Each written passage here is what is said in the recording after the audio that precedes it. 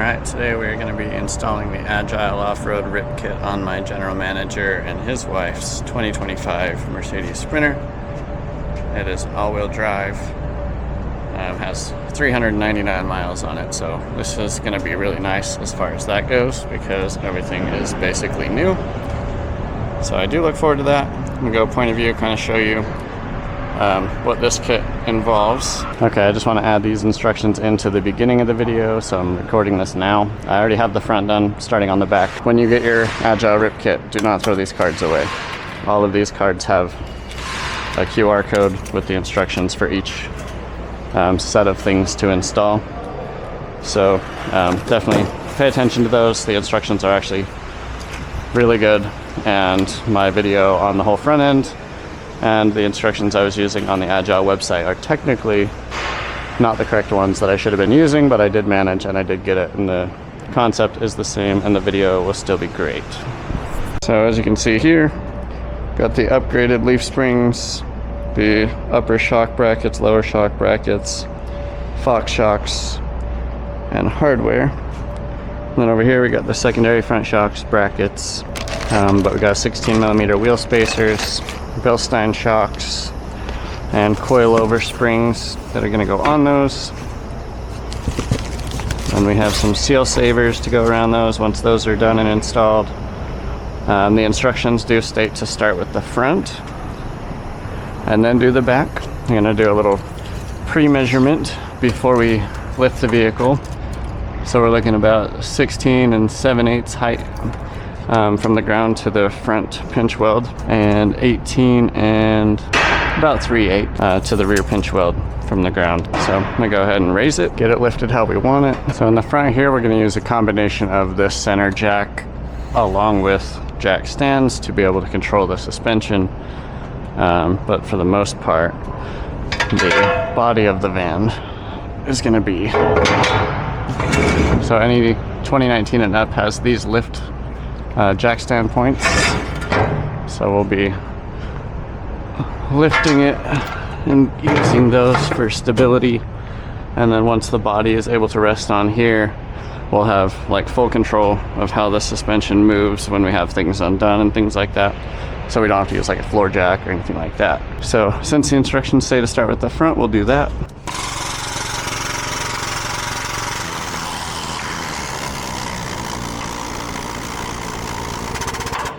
Okay, that's max height there.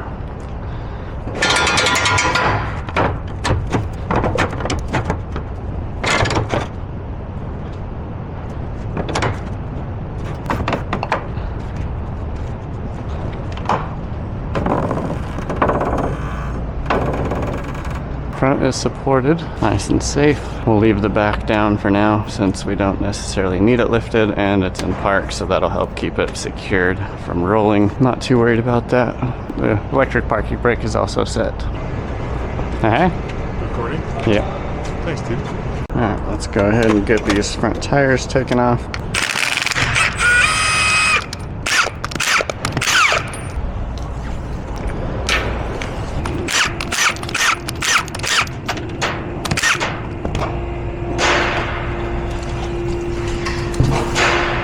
So one thing we got to start with is removing that fender liner, which is going to be 10mm, and a trim tool. It says just the front section. Let's get us some light over here. We'll do this side first.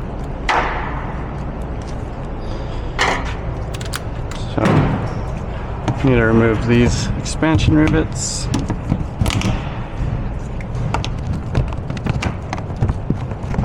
I suppose I should wear my headlamp as well. That way you guys are able to see what I'm working with here. Okay, so I removed these expansion rivets, a couple under here. So got 5 of those, and then 1, 2, 3, 4 of those. Just kind of fold it around this way. pull this down.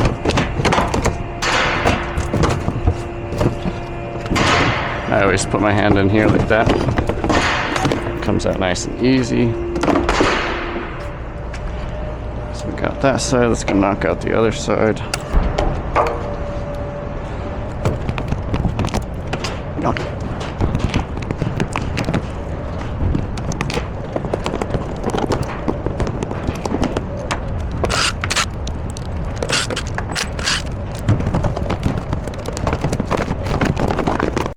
You have this mat hose here, just click it over, pull it out.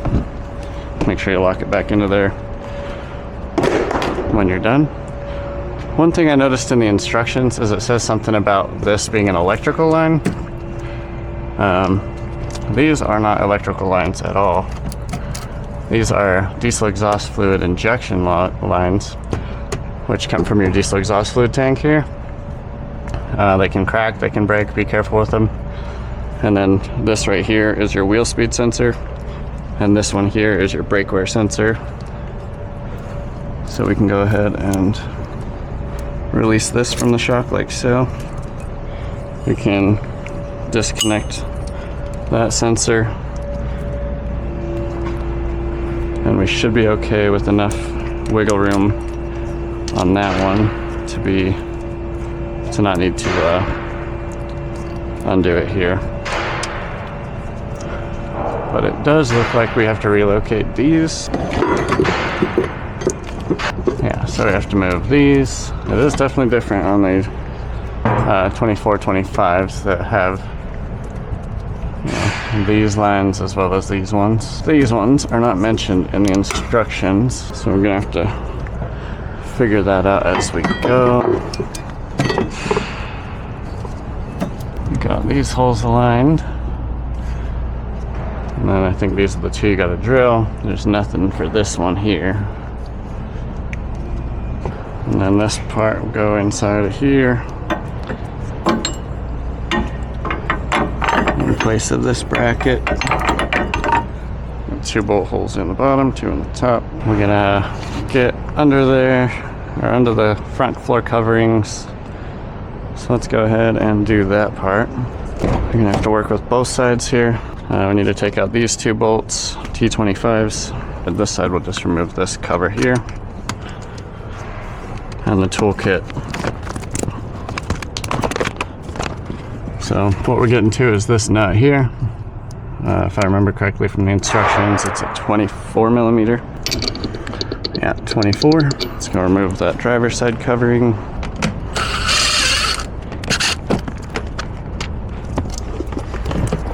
Just fold it up back here and pull it back with the middle. Now we have access to this one. Double check the instructions. This says one of the first things to do is remove the upper strut nut, scribe the steering knuckle where the strut mounts, and then installing the auxiliary shock. Since I have the suspension compressed with that jack and the body sitting on that one, I can technically remove these without worry, you know, that the arm's gonna fall down. Let's see if we can get the full size gun in there. I don't think we can. Oh, maybe. Look at that.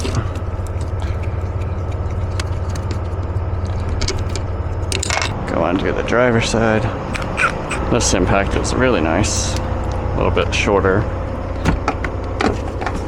Oh yeah.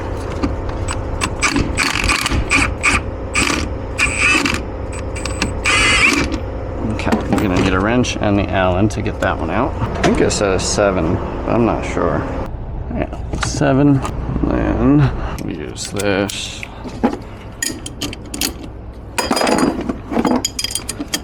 To counter hold.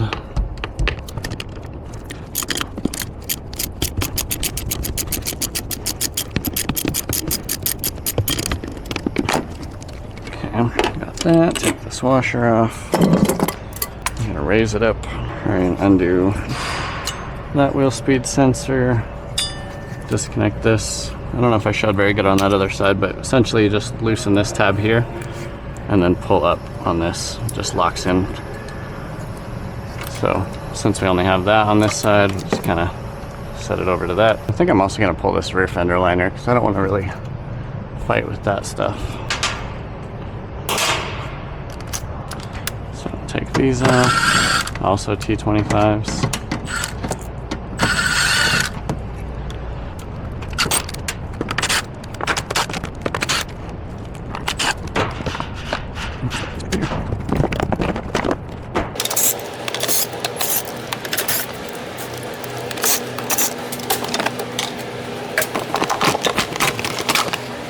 Alright, let's grab that other bracket, see what that looks like.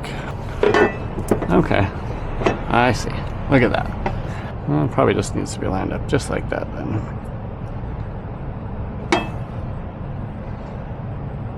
Like I said, never done this before, so this is a learning experience for me. I am quite confident in it. One thing I don't necessarily agree with the instructions, but I'll probably end up doing it anyway, is these are locking nuts from Mercedes. They use the same nut on, you know, the lowest duty Sprinter all the way up to the big old dualies with much heavier duty everything, and they don't ever use any type of thread locker on things like that, only on like axles, not even on these ones, but usually there's like some thread locker on, you know, that axle bolt and axle bolts that go into the differentials on the engageable four-wheel drive. So I kind of think the red Loctite is a bit overkill on things like this, in my opinion. So we'll see. Do a scribe on there.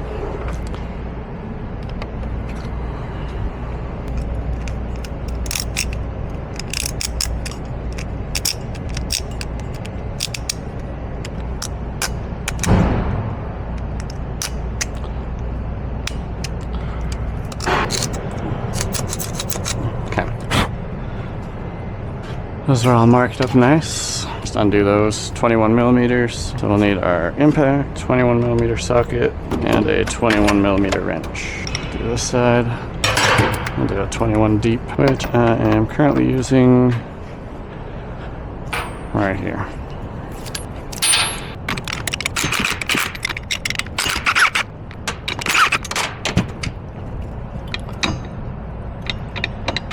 One thing we want to make sure is we don't overstretch this brake line.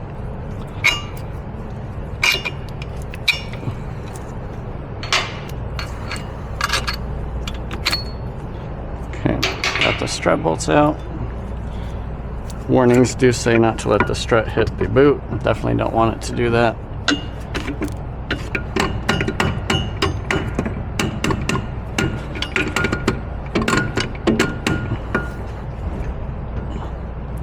See, I personally don't like that.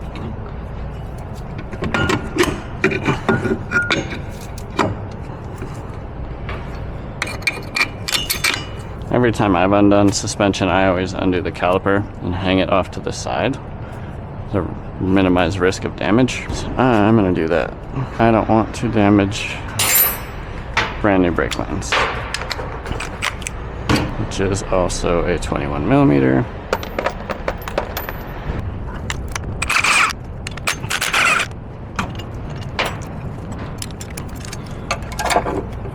Like that. That feels much better.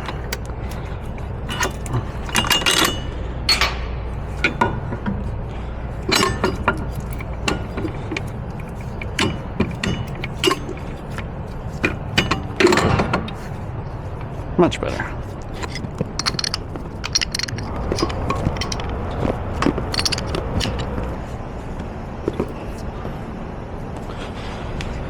Okay, so we're gonna do the bracket now. Definitely got a lot more going on here on the 25s.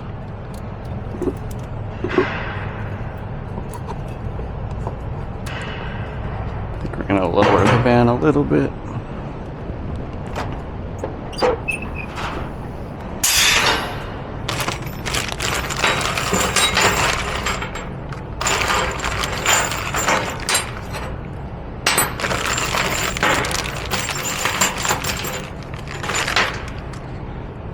I'm gonna stop recording, kind of sort through this, get all the hardware for each side, and then continue. Alright, so the more I look into this kit, the more I realize there are a significant amount of changes from these instructions that are on Agile's site versus what, you know, we have here. So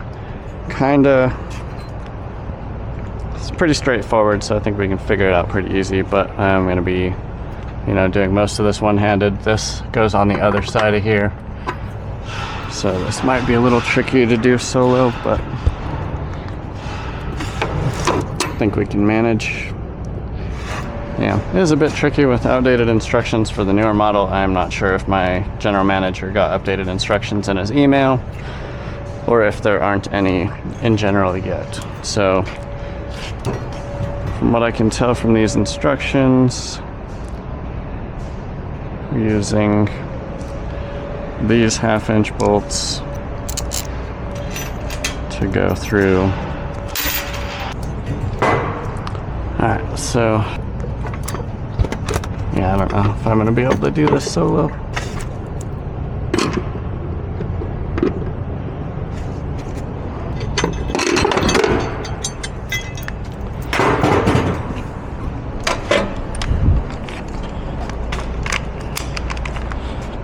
Might be able to make this work on this side.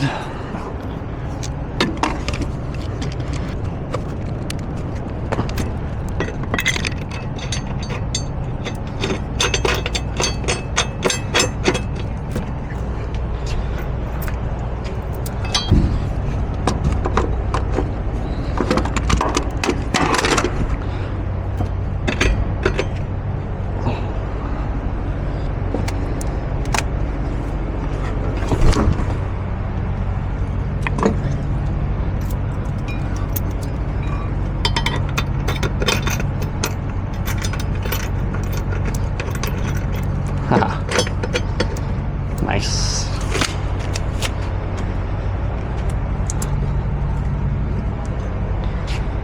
And then this guy, I was also missing a lock washer in this kit.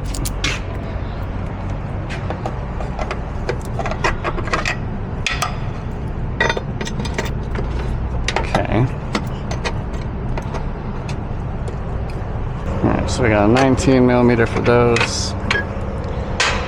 And then I'm guessing these will be 13 if they're 1/2-inch.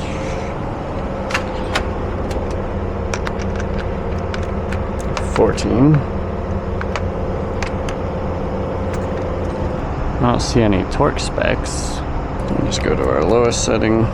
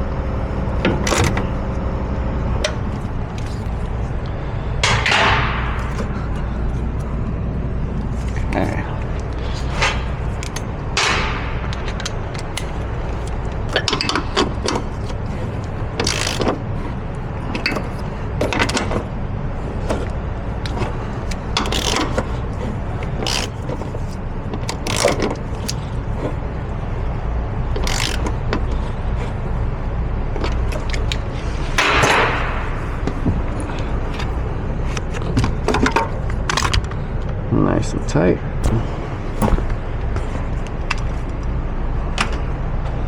So now we need to drill a hole there and there.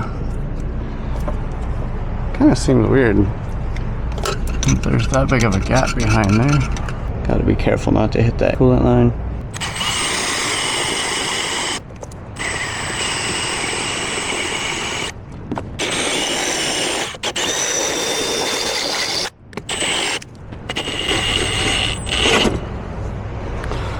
See where that goes through.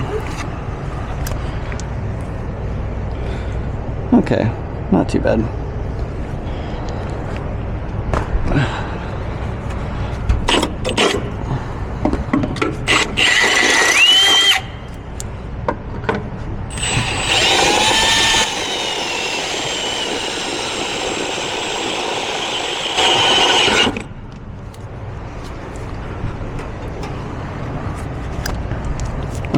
plenty of room.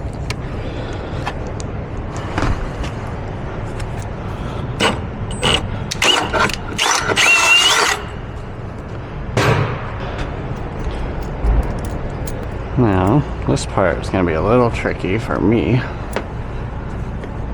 I'm sure a helper would be good for this part.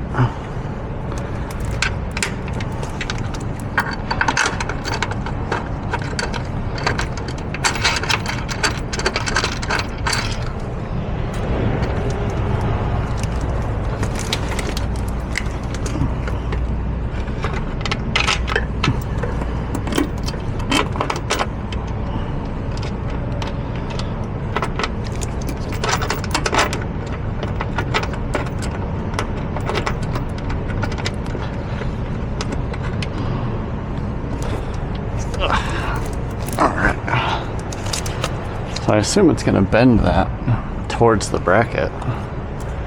They tighten it a lot.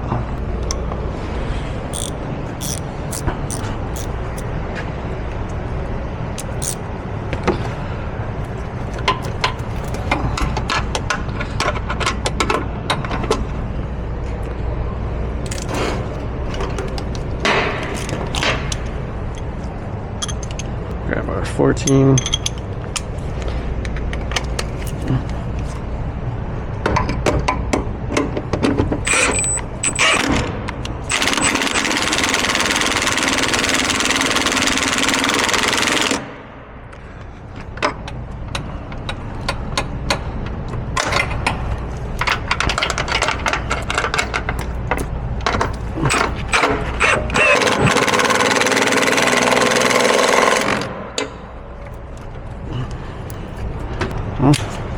There's definitely not a gap there now.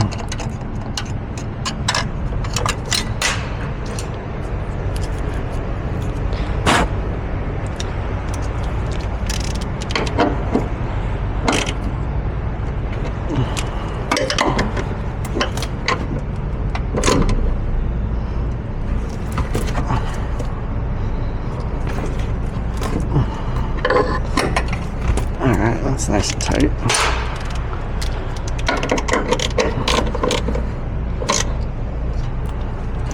This one could do better.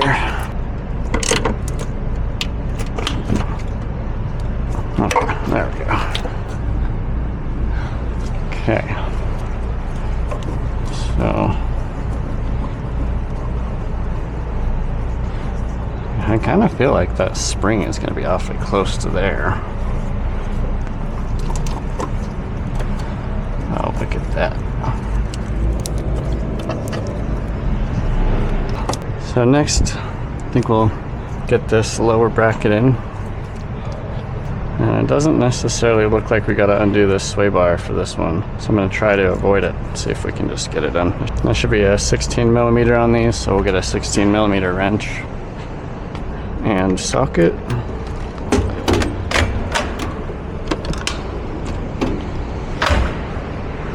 And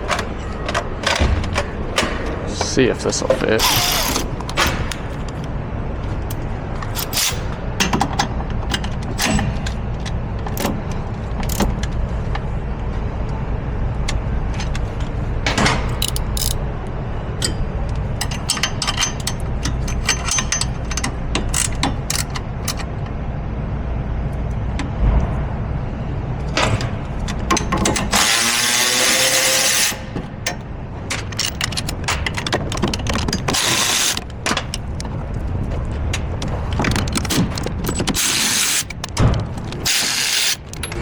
So these are supplied by the kit for this style at Pierce.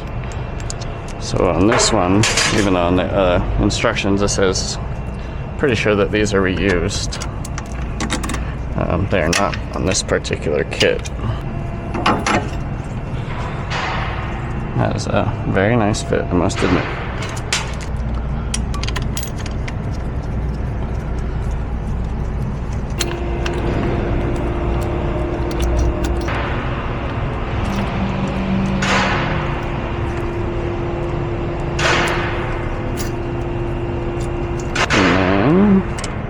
pounds, or 15 maybe.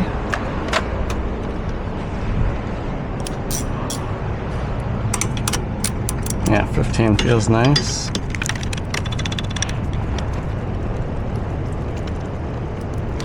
I'm gonna say props to the research and development on that. It's not like a super complex part, but it's really nice. I really wish I had updated instructions that would tell me the torque specs on these things. 'Cause now I'm thinking I should probably have some like blue Loctite on those. It is aluminum, so I don't want to use red. Let's do some blue, just to be safe. I'm not gonna go anywhere, but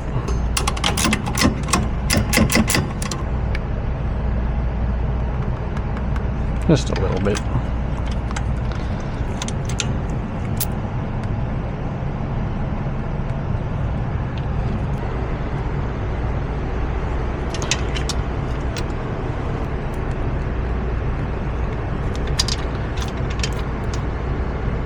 Also, shout out to my youngest daughter. Today is her 2nd birthday, so I am leaving here at 4 o'clock. I don't think I'm gonna get this all done by 4 o'clock. Not crazy tight, just a solid snug. Sweet. Test fit this guy.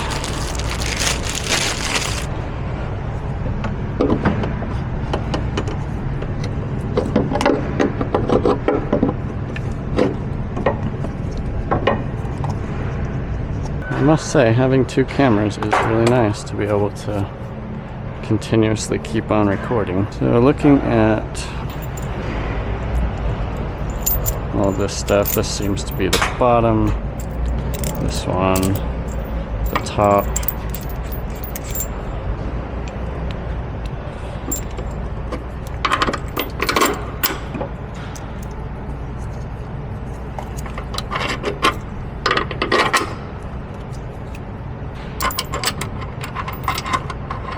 See if we can compress this a little. Oh yeah.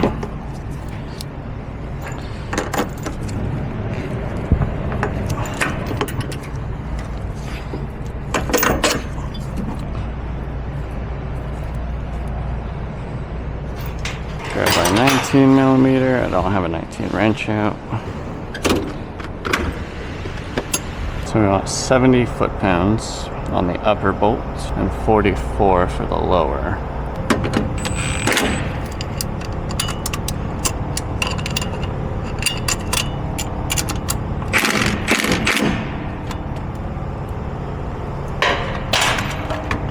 I don't know if that seems right. It doesn't really go to the nylon. I kind of feel like it should go to the nylon there. Guess we can see what 44 foot-pounds feels like.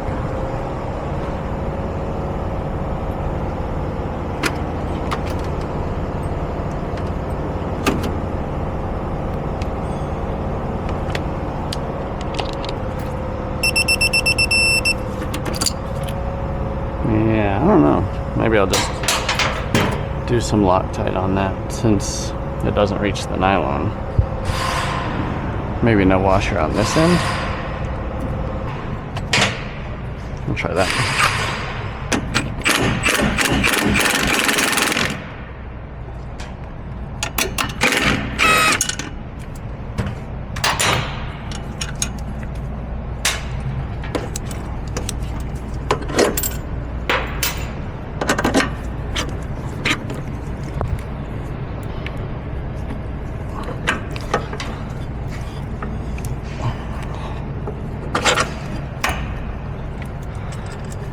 I feel like I want a washer on this side because it is just aluminum. This side seems like it'd be okay with just the bolt head.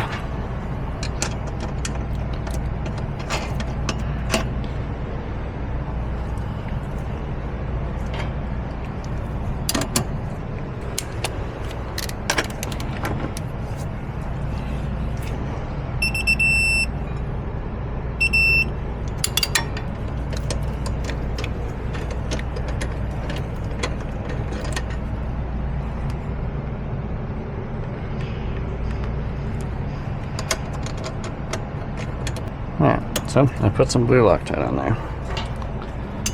Kind of assist.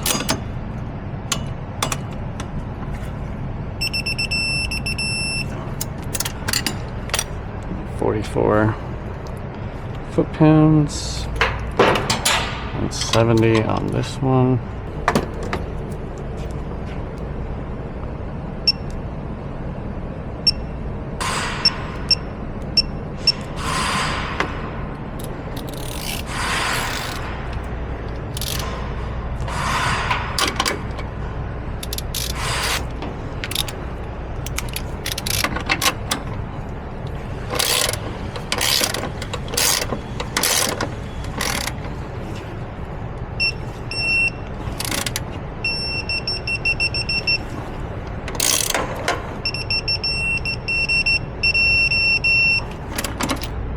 That one goes through the nylon.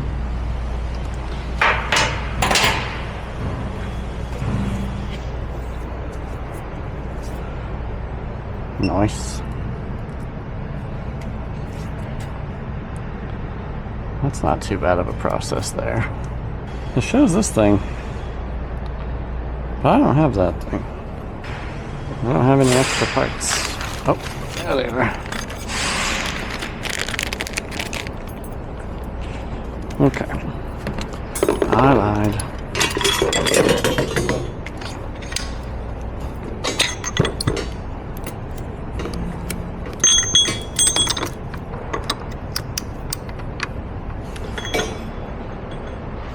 Shows it on the middle one there. And then this side down, from what I can tell. And that.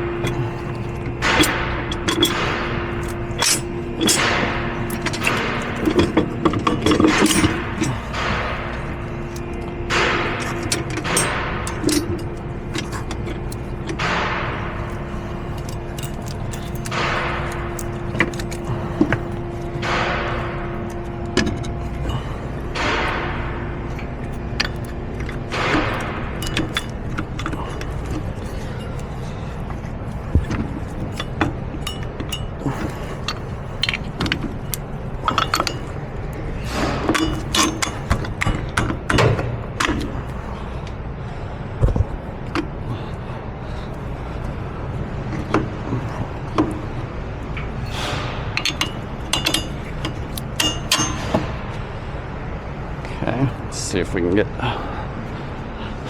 this on there. Grab my light.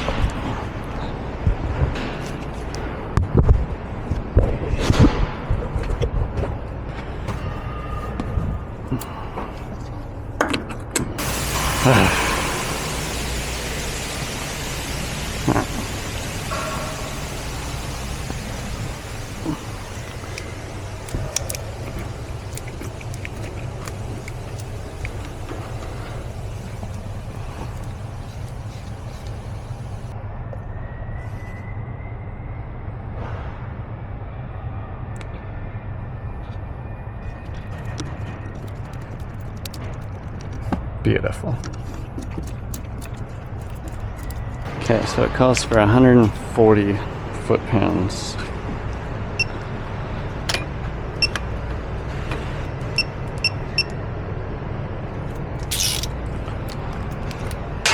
And that's a 24.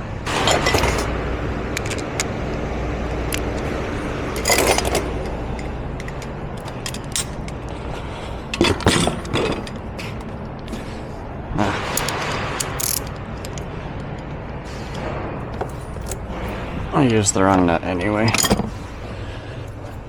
Highly doubt it would matter.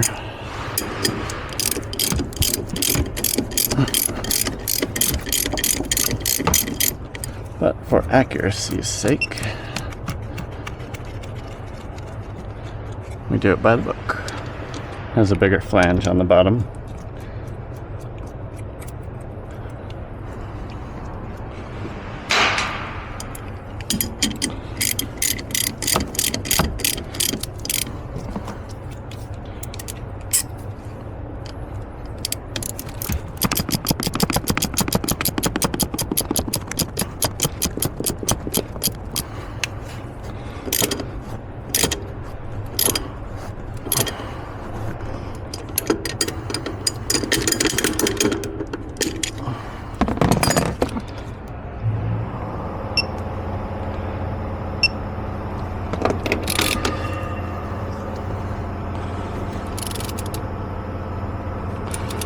Nice. Okay.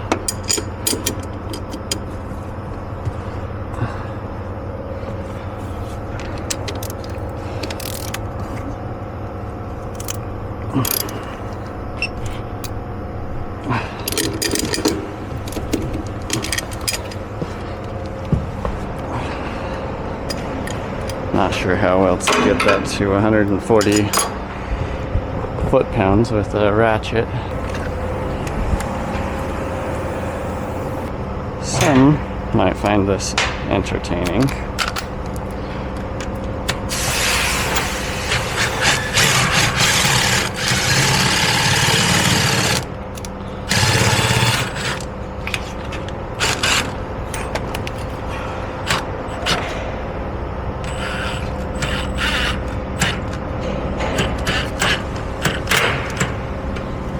I think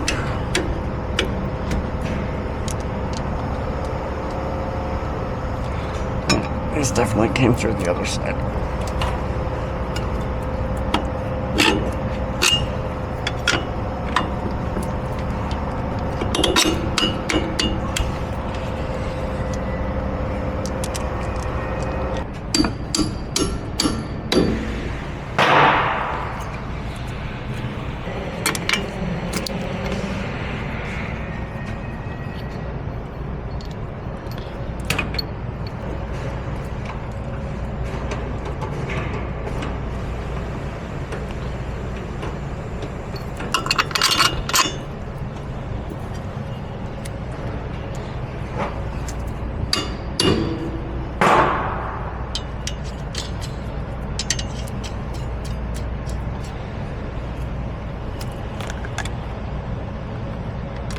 I'll do a little bit of blue. I don't want to do red.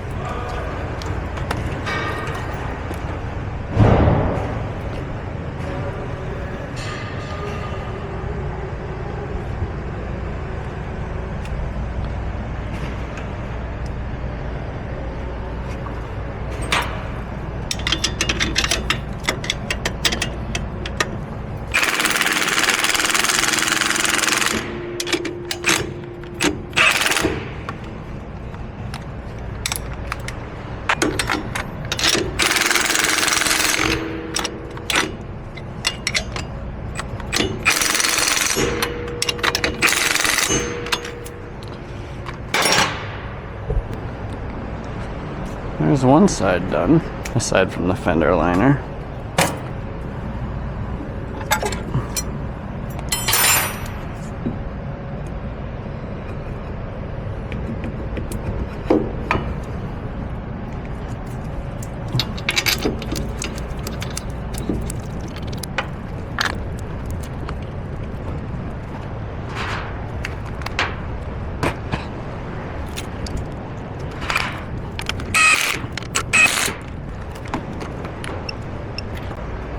I'm just going to use this to kind of check the torque of the brakes.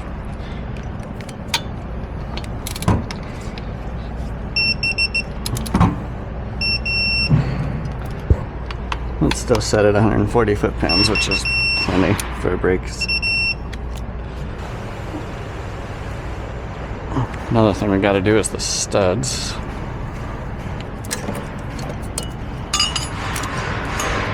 Nice.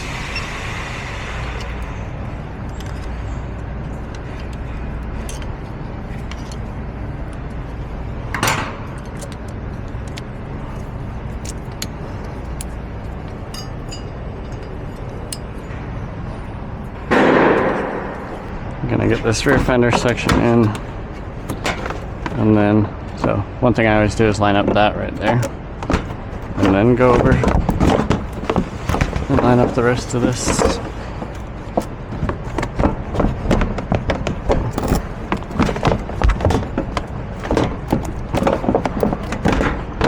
Like so.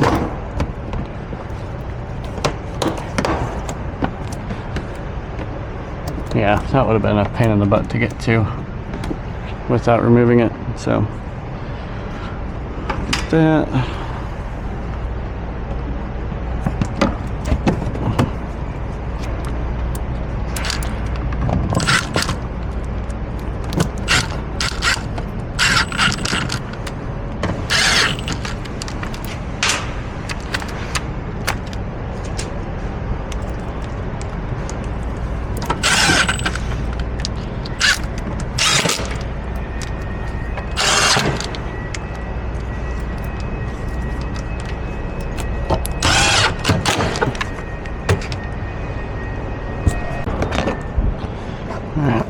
Now we're going to trim this.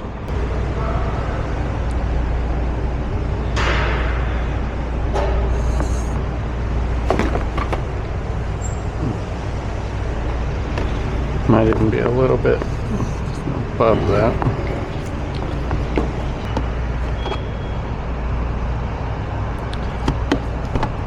I use scissors, as they are a good bit safer than a razor knife, and honestly cut really well.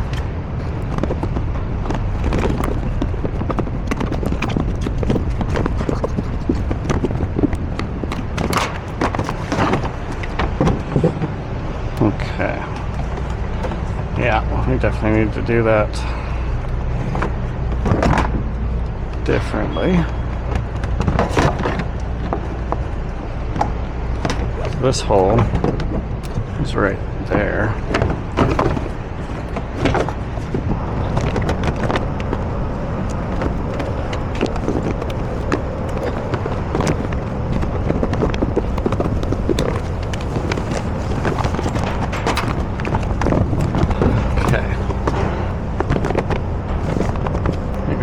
Deeper here.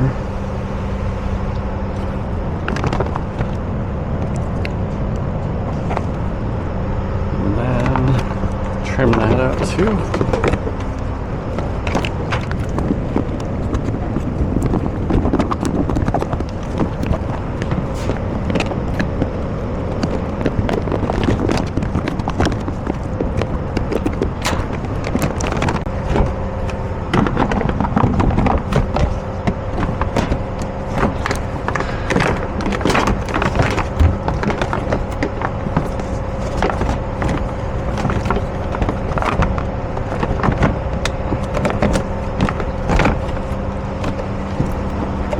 Remember this line right here.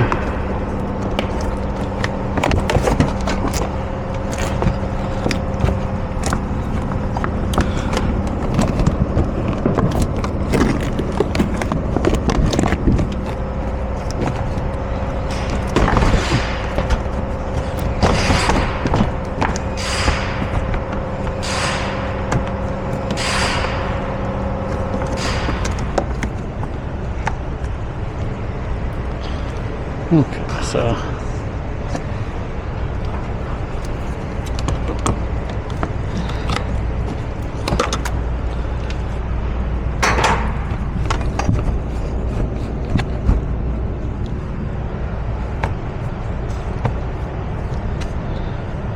I'd say that works out pretty good.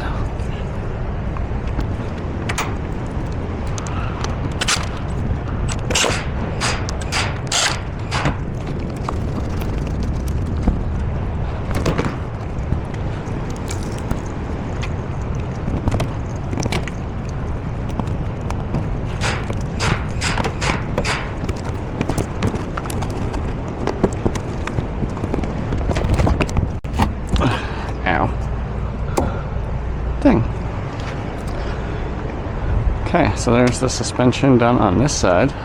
Now we're going to do the wheel studs, and then the other side will kind of probably be a lot faster, just showing the important details, but probably a fair amount of fast forwarding on that side. And it does look like they've added a torque specification for the lug studs, which is nice. Go ahead and get all this cleaned up. The instructions say to anti-seize the back of this. Okay, so these studs are a 7/32. Let's see if we can find 30 foot-pounds and red Loctite. This rotor surface is already nice and clean. Appears has rust on it. They say to clean it off.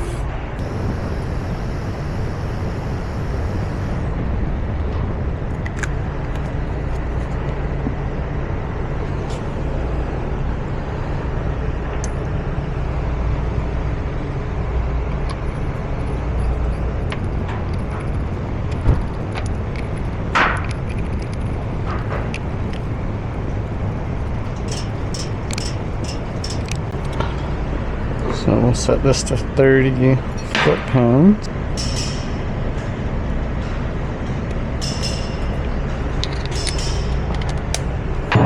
One thing I like to do to hold the rotor while I torque things down, just take something like that.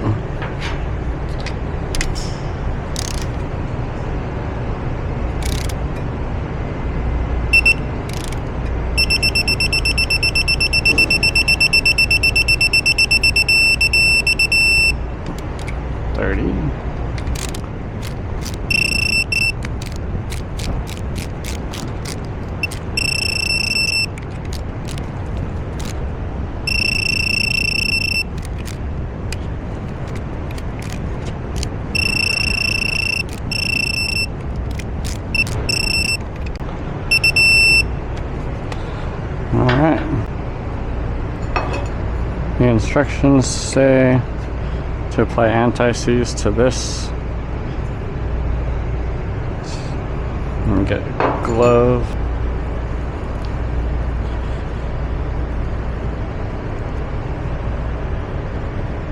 That's entirely too much.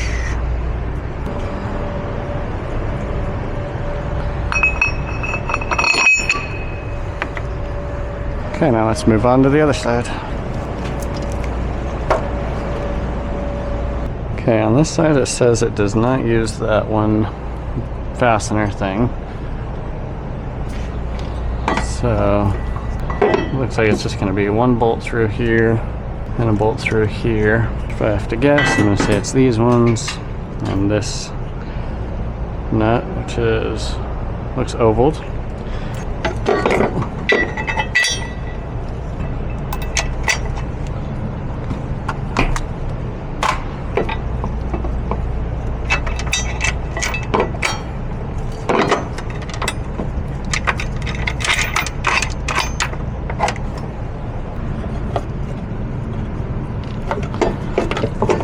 Just kind of test fitting it. I know I still got to take the shock out, but more or less just curious.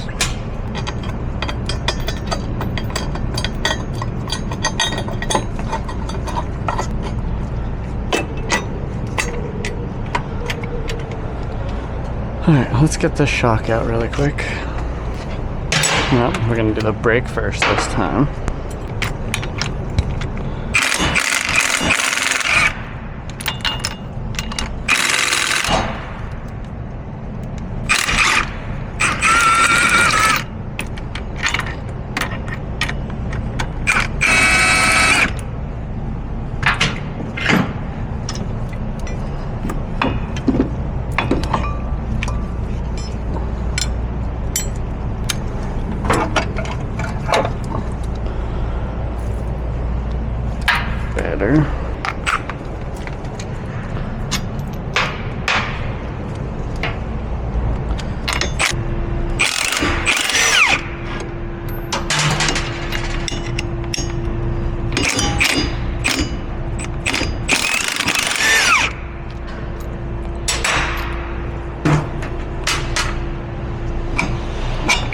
So as you've probably noticed from that other side, I haven't had to change the height of this jack at all. So it's basically just resting on this, and then I have the jacks under the control arm. It might be a little bit hard to lift from here with a floor jack. Nice thing about these is, you know, they're stable and they lock. So something to note if you're doing this on jack stands.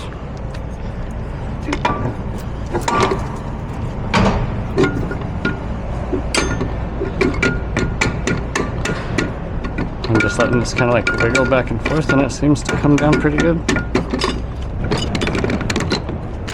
Okay, so I need to get this bolt, this nut and washer.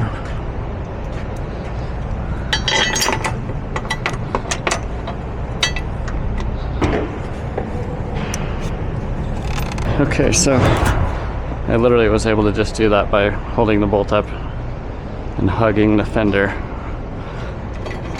Now I still got to figure out the holding the one side to do that. I can't remember if there's lines on the other side of those holes.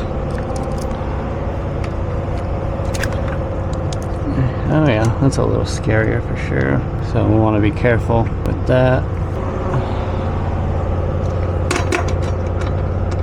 That is a 19. Maybe the wrench will just wedge there for me. Try it out.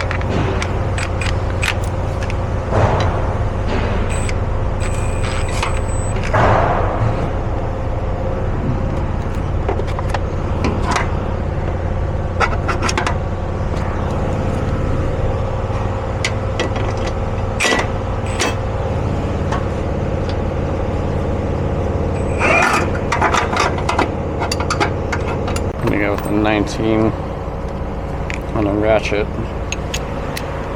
to counter hold that top while tightening this one.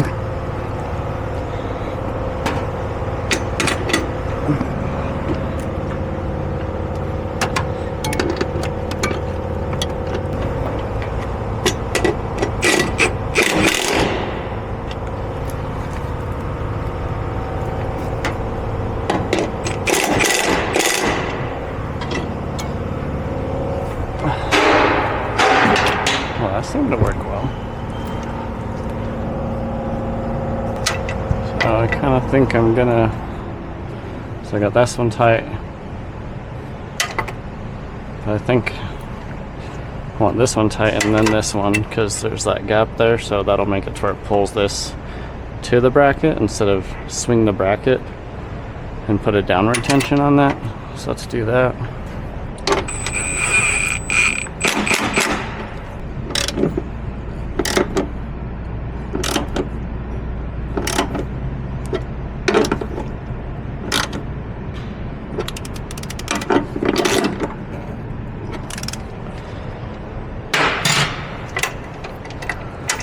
See what happens with that idea now.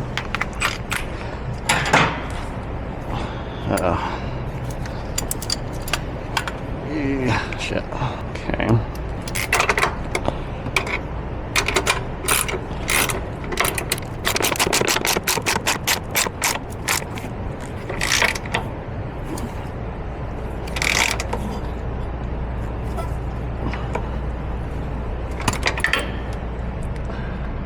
Nice.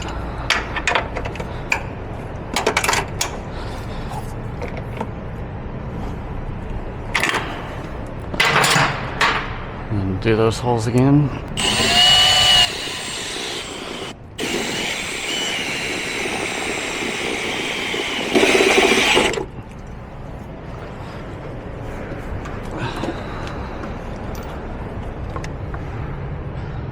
Can't even tell where that came through.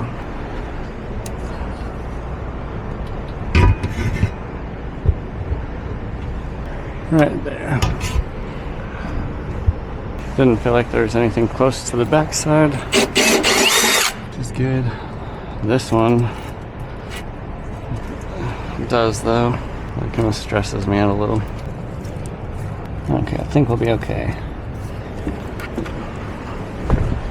Try not to send it through too fast.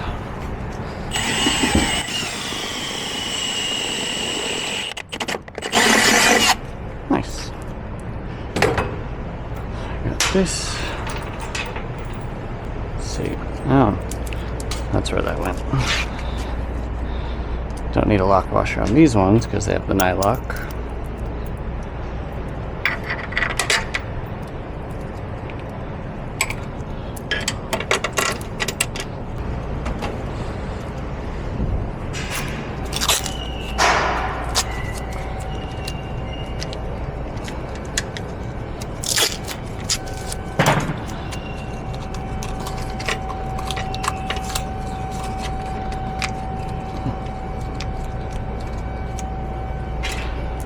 See if that works.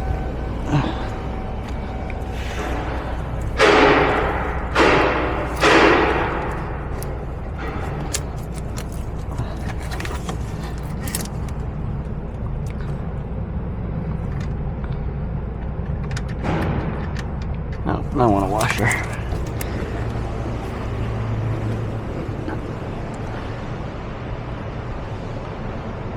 Pretty sure.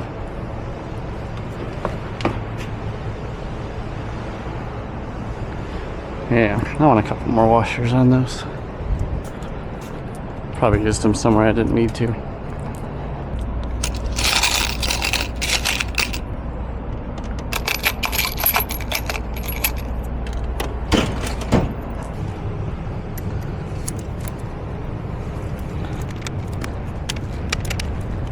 Okay, so that one back there is like not possible to see even from my perspective.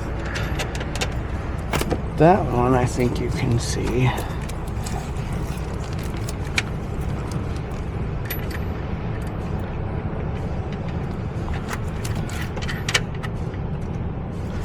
Okay.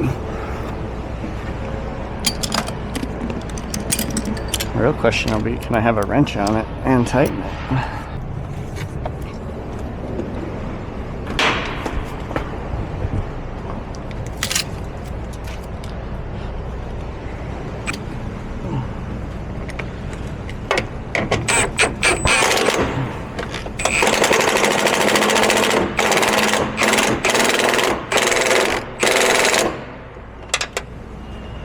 Nice and tight.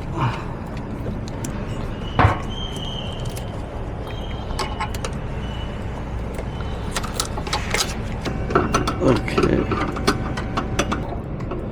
Ooh, that's a stretch. I was reaching up that way. I don't think I can get it that way.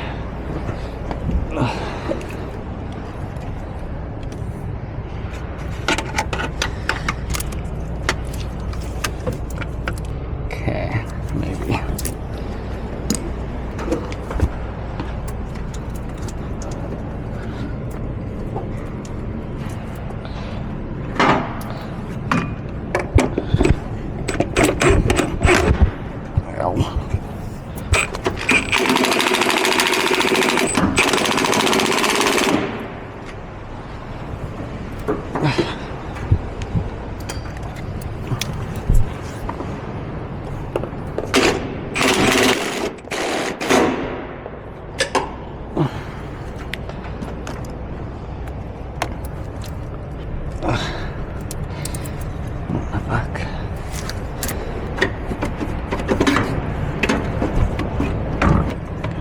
Get off of there. Oh, Jesus. By the way, I'm literally putting all my weight on this snap-on cart. It's not a step stool, but it's working as one. Okay, got that upper shock bracket done. Let's get this lower down. Definitely the more awkward side for me.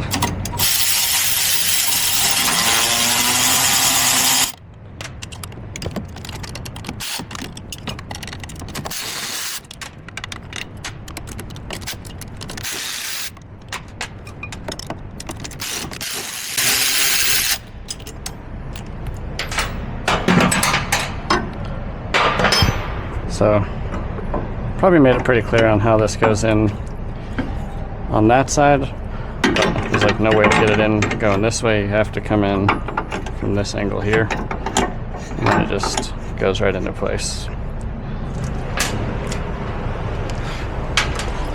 Do a blue Loctite. Maybe we weren't supposed to use washers on those on the other side. I don't have enough. Well, I'm sure it won't hurt anything. Except technically the depth of the bolt is a little less. Realistically, learn from my process, since if there are actual updated instructions out there for this, and I'm just kind of going off what feels right, I'll make a note in the edit and things like that, or comment any changes that I may have noticed and pin the comment. I'm probably going to go to the other side and take those washers out and then redo the Loctite.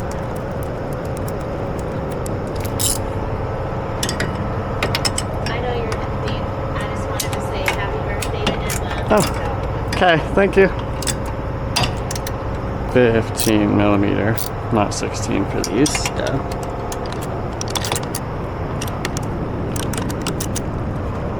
How hard is it to get to that other side?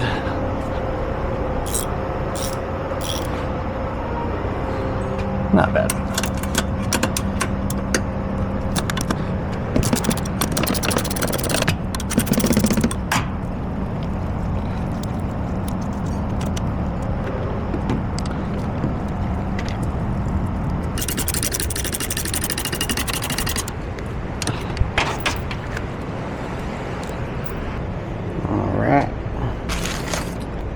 Got our upper and lower shock mounts in.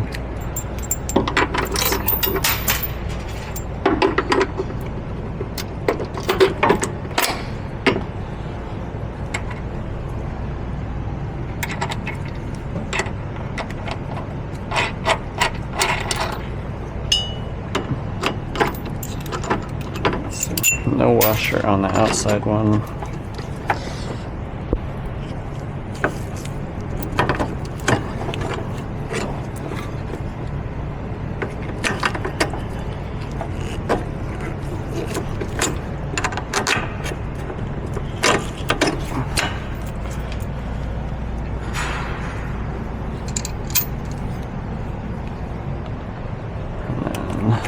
Did do some Loctite on this one.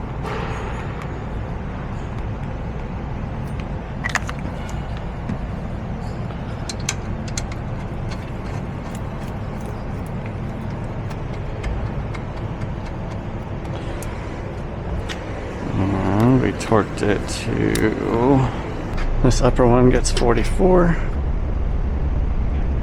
and the lower one gets 70 and a 19.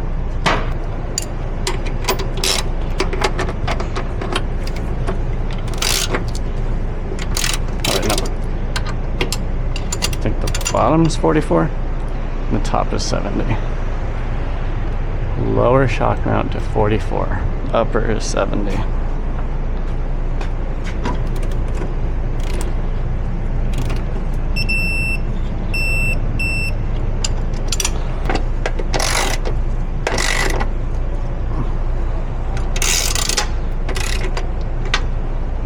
So, nice thing about this torque wrench is I can see the torque number.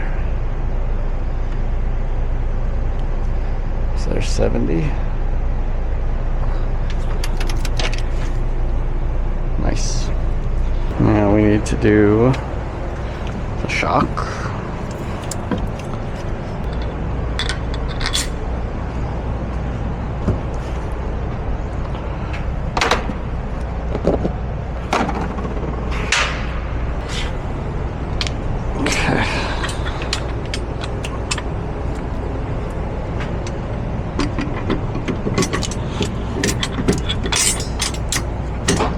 I'm taking that last one off. I did notice it was easier to have the strut facing backwards and then rotate it around.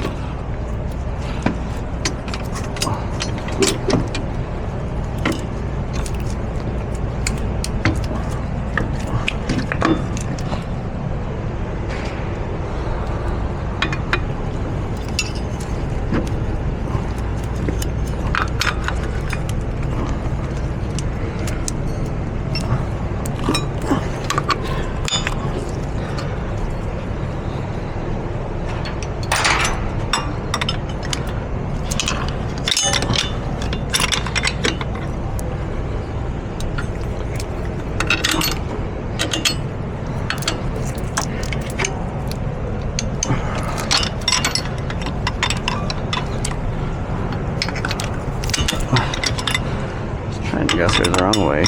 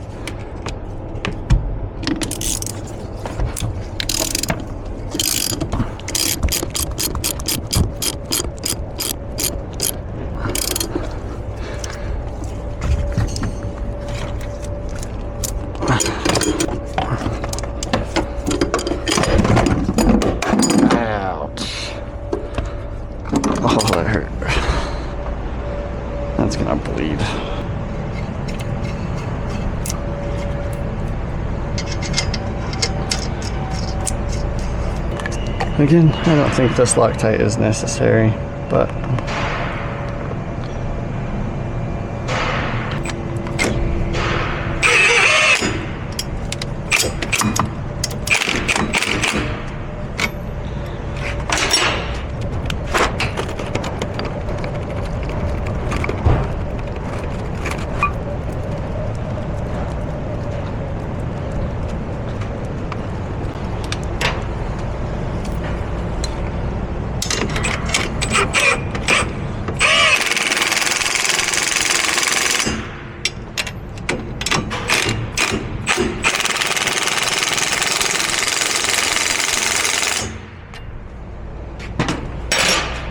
not bad.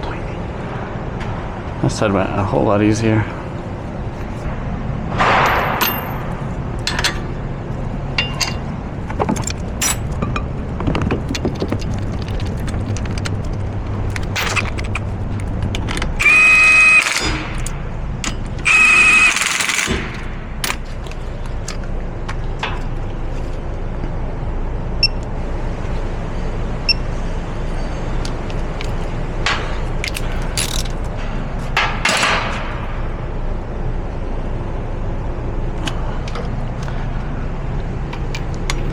Same as the other side, we're just gonna snug these up to 140 foot-pounds.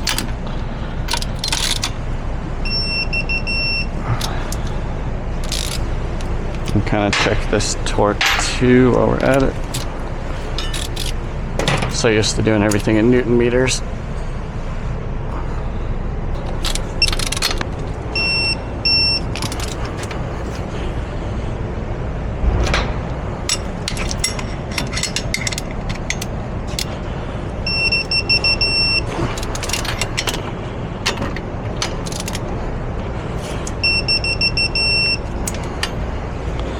That feels nice. 140 foot-pounds on those struts. I don't think I torqued them on this side.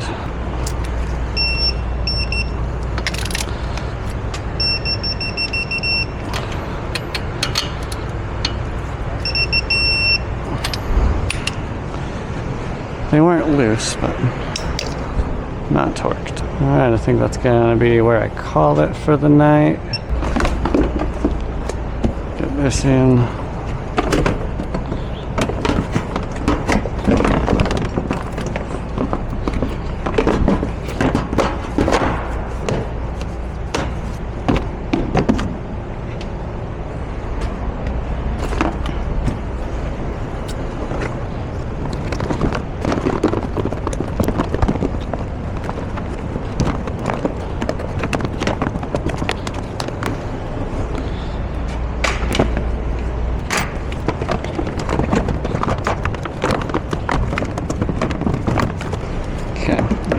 Out of here.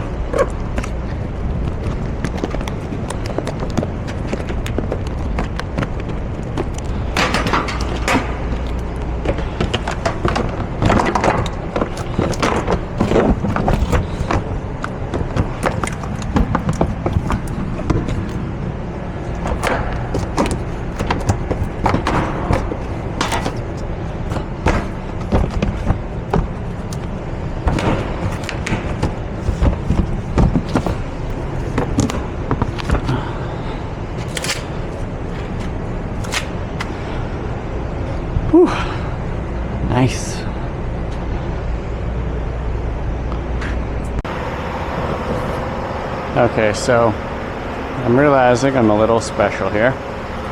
As you can see, I got everything done. It is now Friday the following week. I had to pull my boss's van out and get, business as usual on everything else for the week. I did button up this side. I got the fender liner cut and then finished, installed. I did put these seal savers on. So the whole front suspension is all done.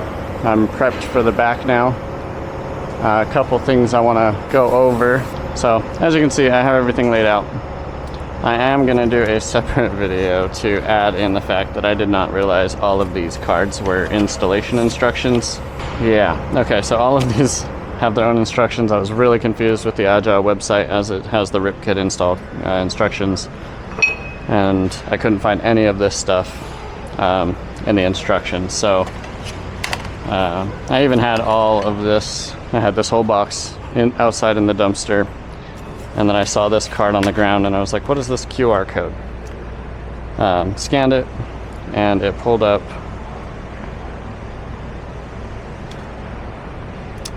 this installation instruction for these and the rear spring install. So this card in particular is for the whole rear leaf spring installation.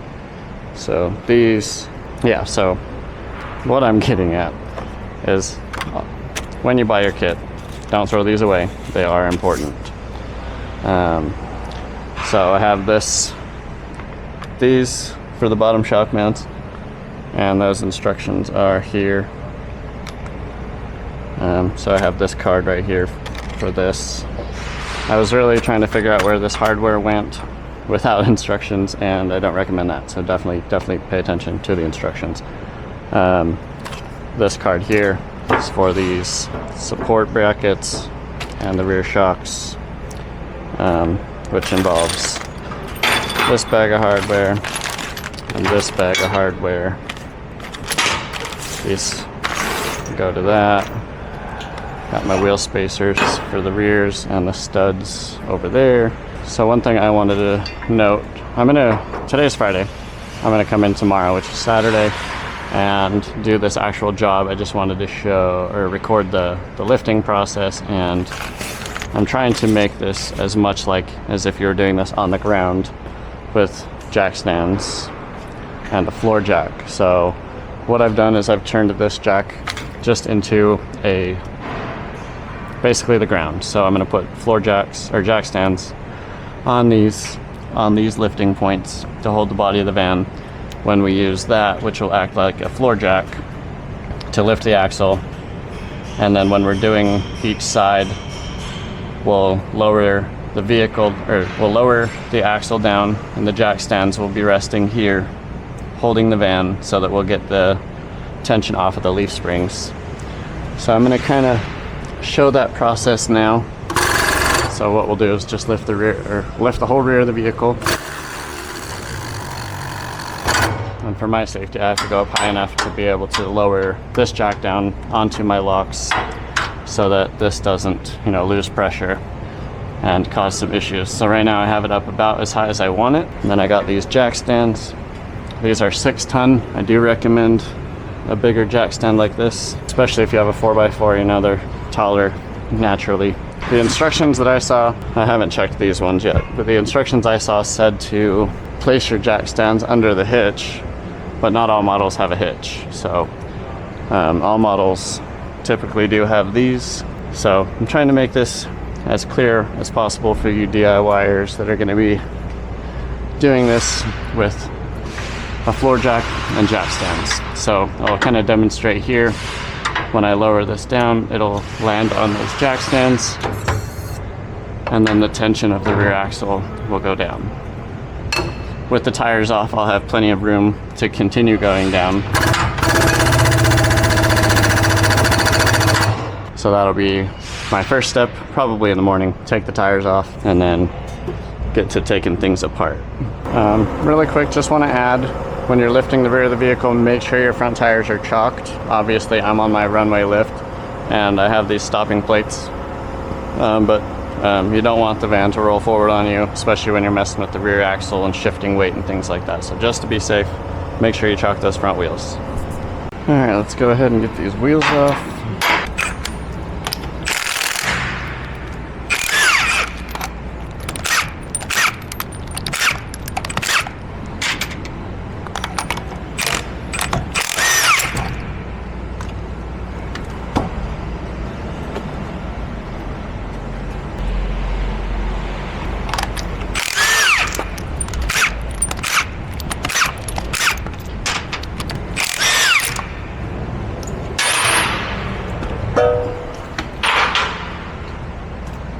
Alright, so we do have a couple things to do. This is going to go here. If you have a short wheelbase, it uses this hole. If you have a long wheelbase, it uses this hole as stated in the instructions. We have our rear studs to do. Our lower shock mount, this will go right here. Take this sway wire off, get it in place. And then some of this hardware. And then our upgraded rear shocks, and then of course our upgraded leaf springs. These nuts are 19 millimeter. We are gonna want to undo these. And those are 13 millimeter.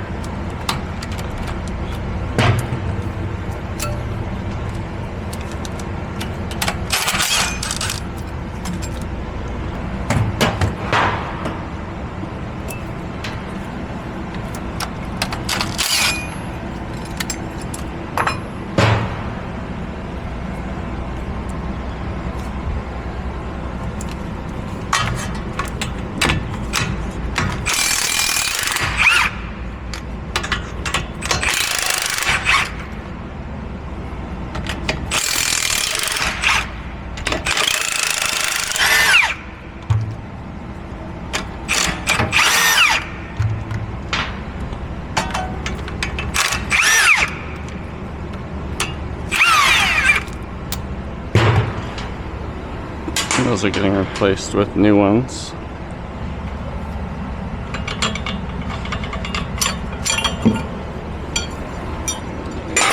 And then you need to save this to be used on the new leaf spring.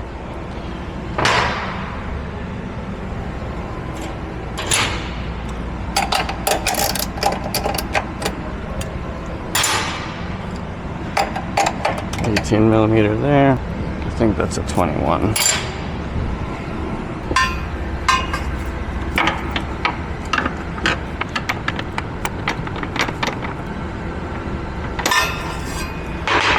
You know what? To make our job easier, we're gonna move that spare tire. I'd recommend doing that if you have one. 19 millimeter socket.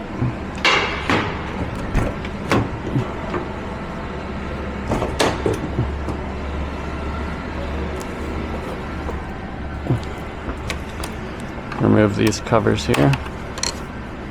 That one and that one.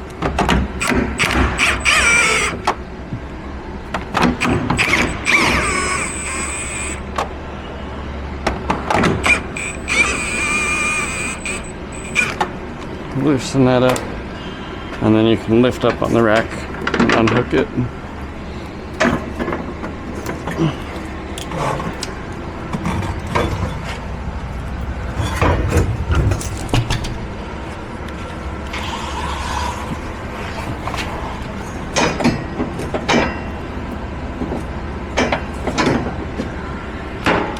I'm going to run this up for now.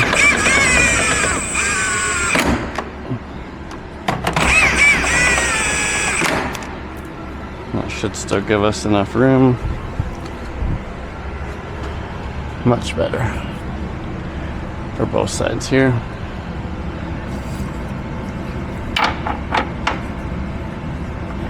$18 millimeter on both sides. We're gonna want an 18 millimeter shallow, will probably fit better.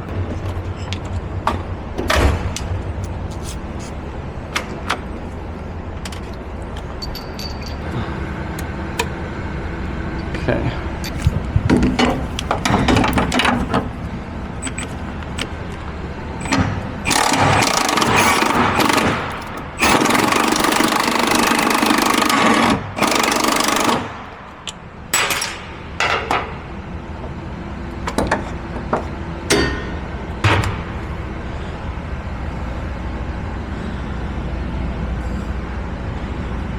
undo the front real quick.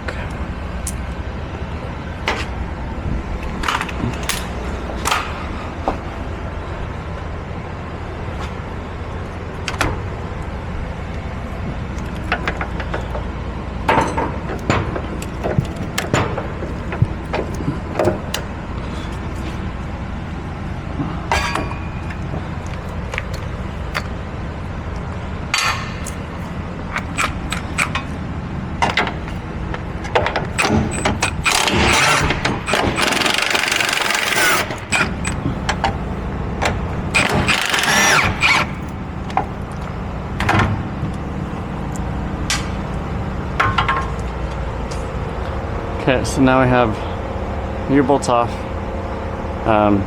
front and rear U-bolts loose. We'll lower the weight of the axle to get the tension off to get the bolts out.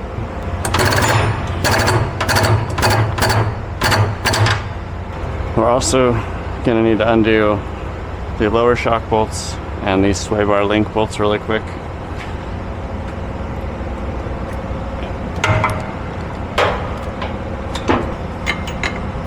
$18mm there.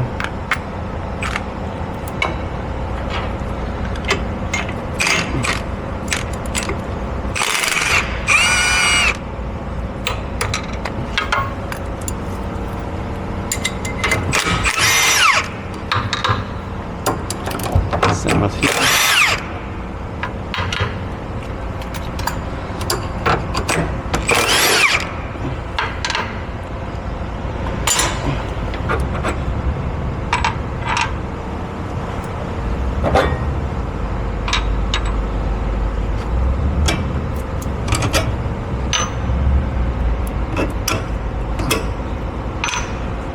And honestly, since we're doing upgraded shocks, we could just take the shocks totally out to get them out of our way. We're going to do that. 21mm.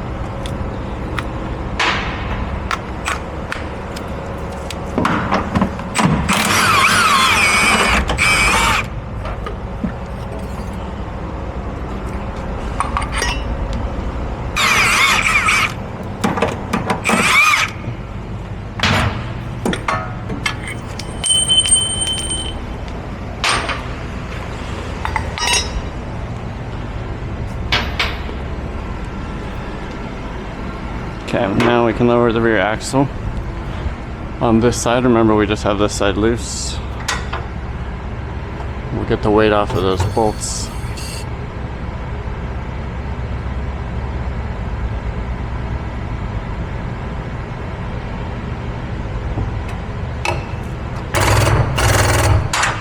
Let's undo this really quick.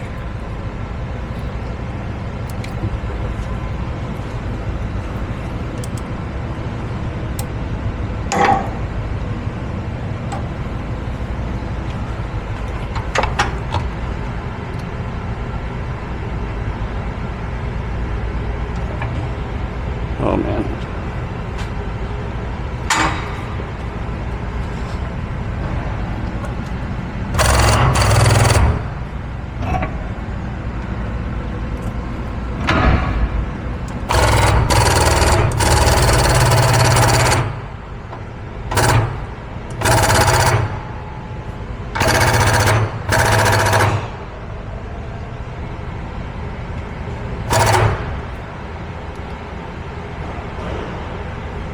Yikes.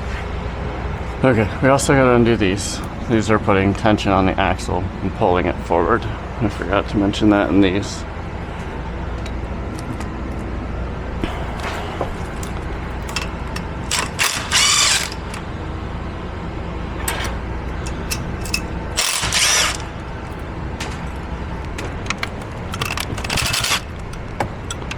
I need a 10mm for those.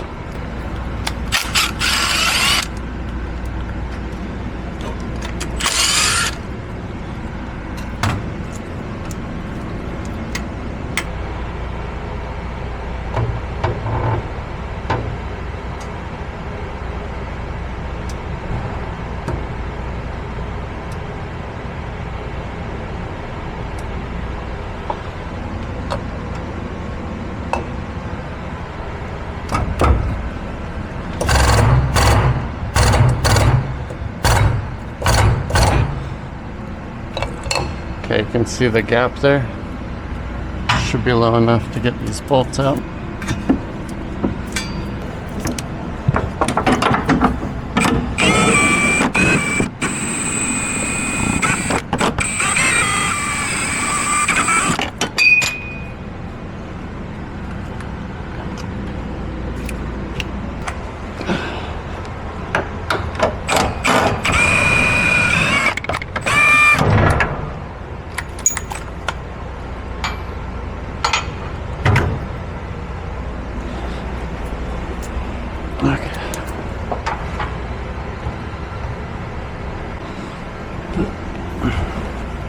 Okay, so to full disclaimer, this is kind of, I had to put things back a little bit. This is all new to me. What I've gone ahead and done is tightened up these U-bolts a good amount to where they're holding on to the leaf spring pretty tight. And I've put this link back on and this shock back on to kind of hold this side nice and stable, as when I was going down with that stuff undone, the axle was starting to roll forward and move forward, so I don't want this side to move like that. So right now I have this side U-bolts out, these end of the leaf spring bolts out, and this leaf is ready to come out once I lower the rear axle.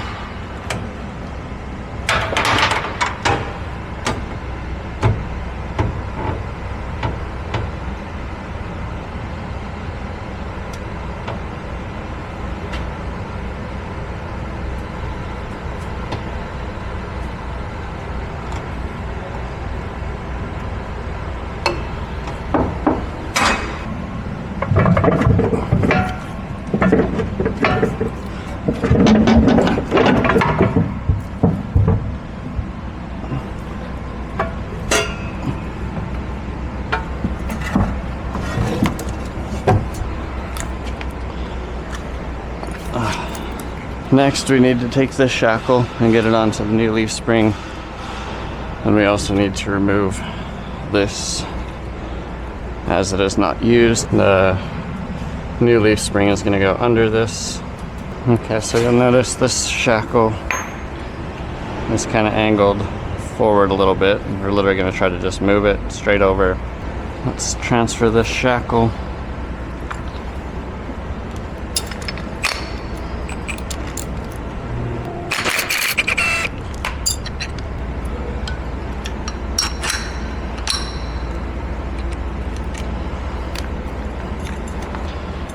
Remember, so if it's hanging nice and straight down, we want a little bit of a turn, or a rock forward.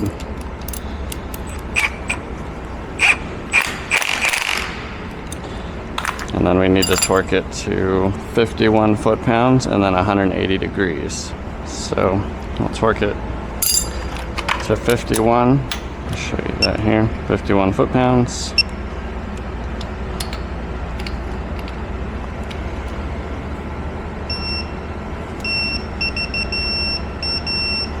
Right there, and then we can kind of cheat. We don't need to, since it doesn't have anything solid fixed to it, it's going to be a little tricky to do 180 degrees. So what we'll do is make a vertical mark here and then a mark on the opposite side of the nut, and then we can use our impact to get that 180 degree rotation.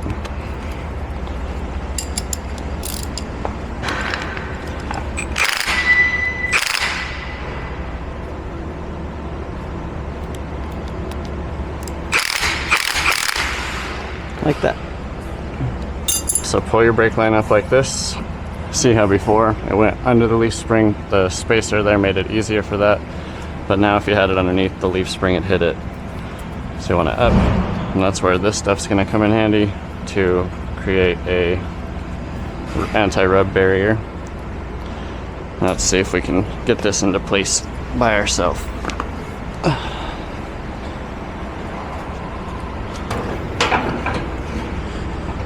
It's pretty heavy.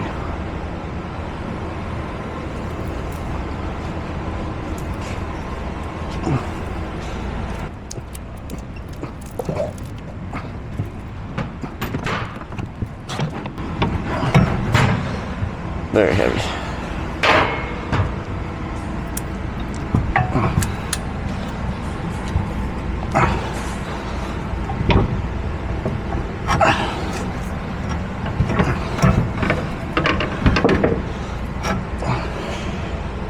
There's a alignment dowel right there.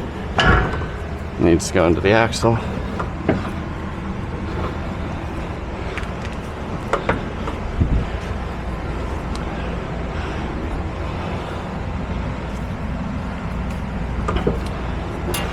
We can rest this in place. Always make sure there's no dust or dirt on this.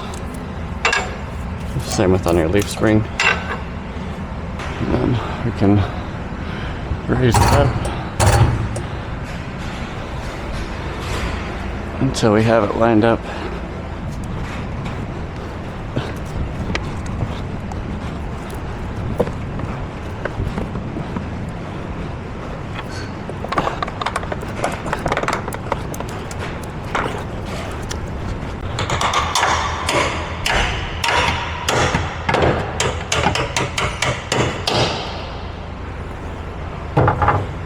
Get that bolt through, and get our nut. Okay, part of the instructions say to add red Loctite to all of your removed factory bolts. Just a little bit.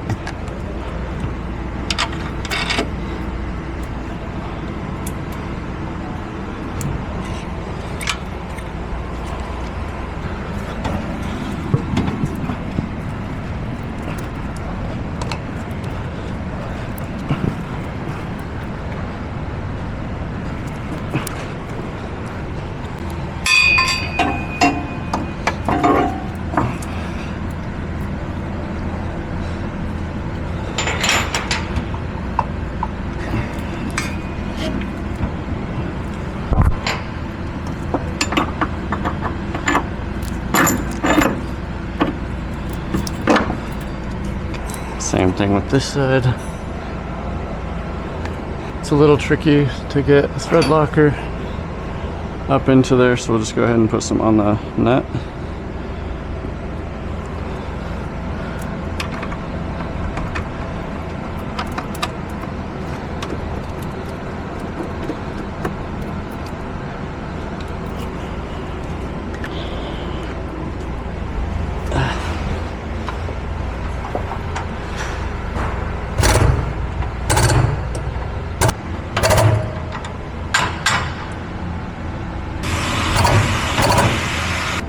Go ahead and get these U-bolts.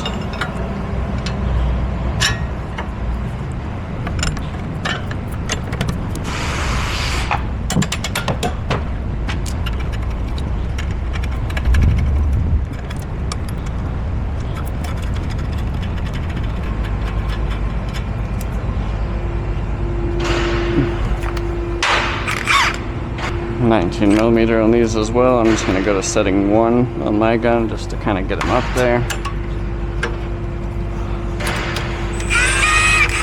The instructions do specify to make sure you tighten these evenly where there's about the same amount of threads protruding to avoid a weird bind on the U-bolts or breaking them. Gonna leave them about like that.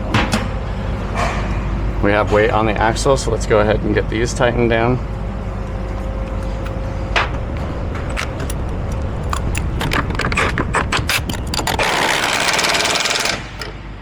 Okay, so these are going for the same torque spec as the shackle bolt here, which is 51 foot-pounds and 180-degree rotation, which we're gonna do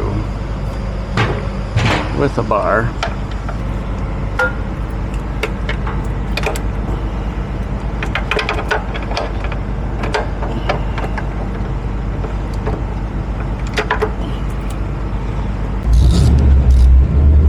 Okay, so we got our torque wrench set to 51.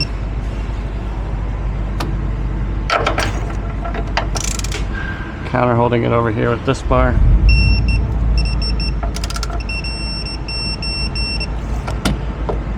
There's 51. Same thing We'll mark the body up on the top and the nut on the bottom.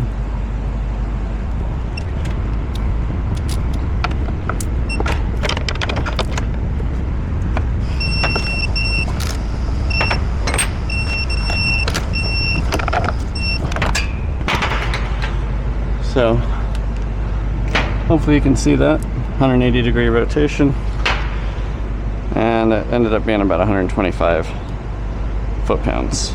Same thing in the back. It's going to be a good bit trickier. I think an 18 mid would be better for this. Space is quite limited.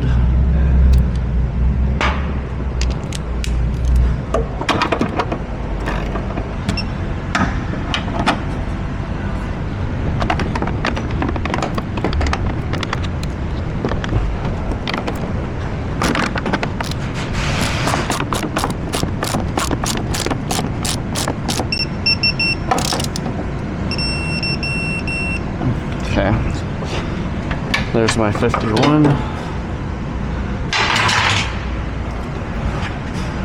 We'll just do that same stuff on this side. An upper mark. And a lower for the 180.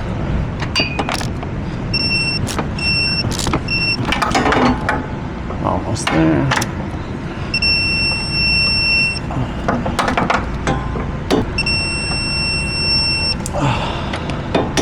Okay, 180. That one was about 160 foot-pounds.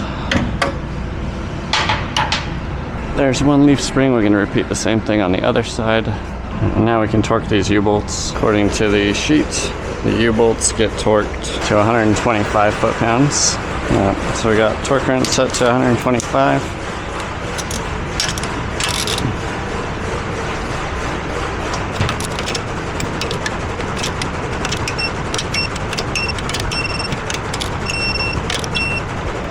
Okay, 125 on those ones.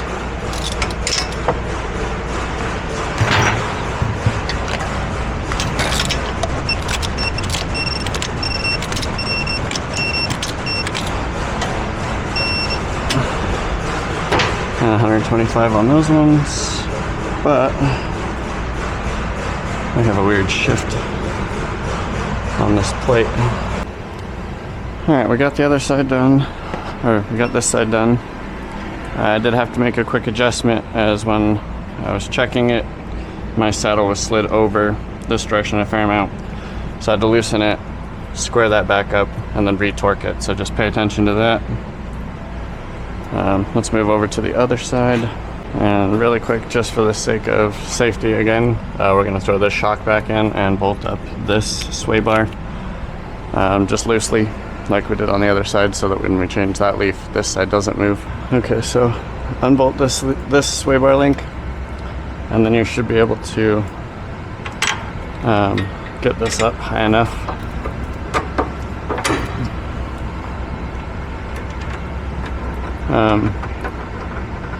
Again, we do have to take, all this off again, so I'm just getting bolts in place because we have shocks to do and stuff like that. So now, I'll take just a little bit of weight off that side.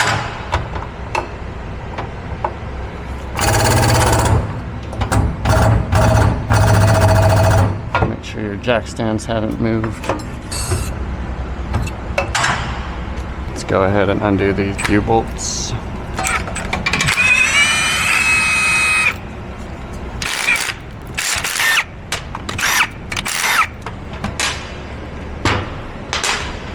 And we need to take off the shock.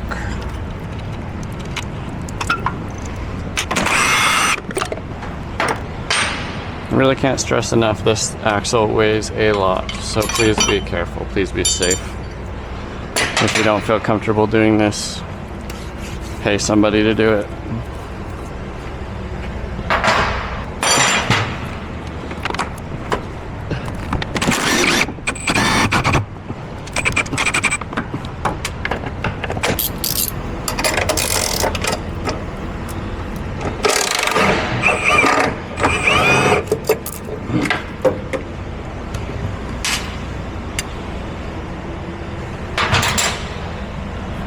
Okay, we can lower this down and get that tension off the leaf spring.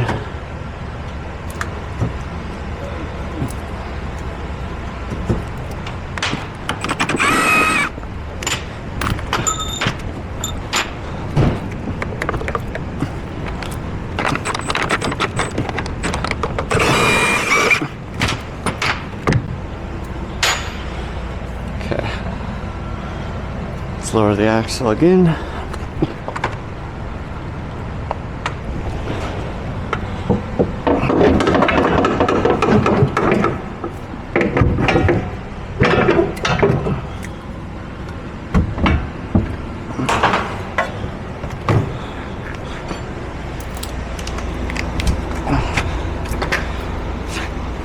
So one thing I noticed with that other side is on this Mercedes leaf, it has a lot of rebound in that rubber. I'm pretty sure this rubber was spinning in that other leaf, as the angle didn't appear to matter when I was getting it bolted up back there. So we'll kind of see if that's the same over here on this side.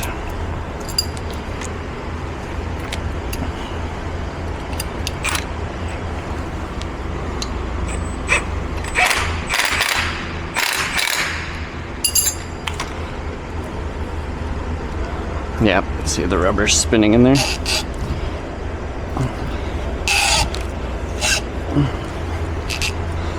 So I'd almost say, I don't know, I kind of like that the Mercedes one is very much more fixed in there than that is, but go back to 51 foot-pounds.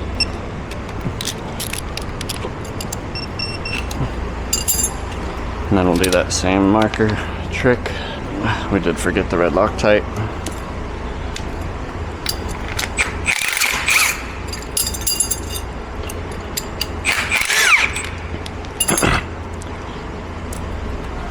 Alright, put the red Loctite on there, go to 51 foot-pounds, grab our marker, mark it at the top,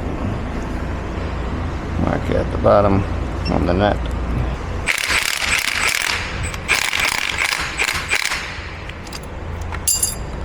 $180. Get our brake line, bring it up.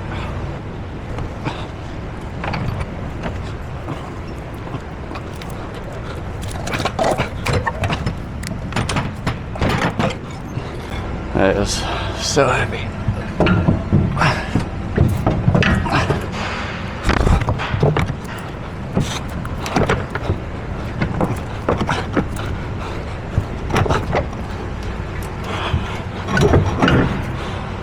Whew.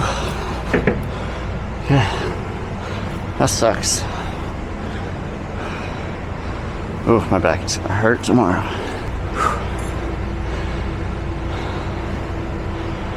That really sucks. Alright, so I got these bolts torqued down, the U-bolts and the shackle in, or the saddle in place. I did end up loosening that side just to make sure that there was no like weird twist on the rear axle. So that side is currently just sitting there. All the weight is currently on the axle and the body. Go ahead and add the full weight, as you can see there. So now we'll go ahead and torque down all of these U-bolts. It did feel a good bit safer just having that side tight when doing this side. And I'd probably recommend having 2 people to lift this up into place. My back is gonna be very sore. Make sure your saddle here is nice, centered.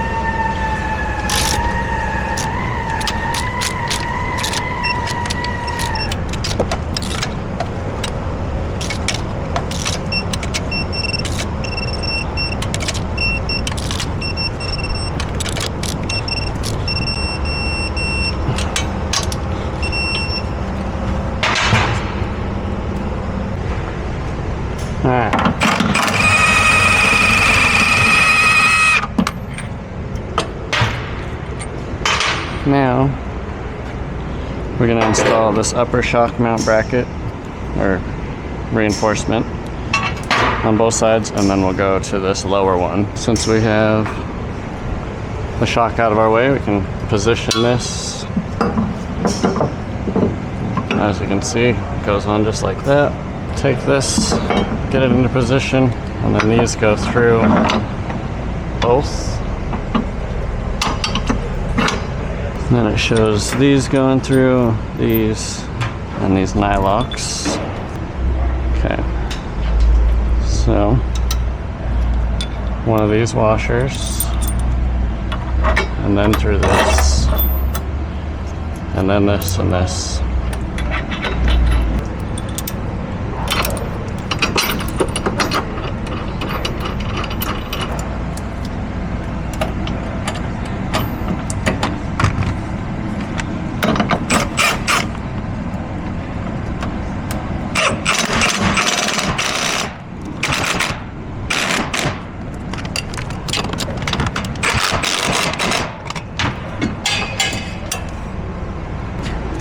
Test fit this.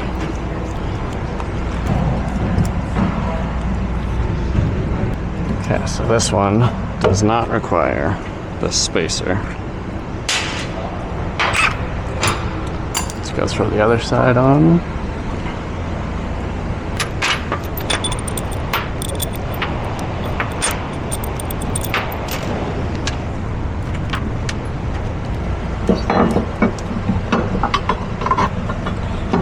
Those are actually two different sizes. I didn't realize that.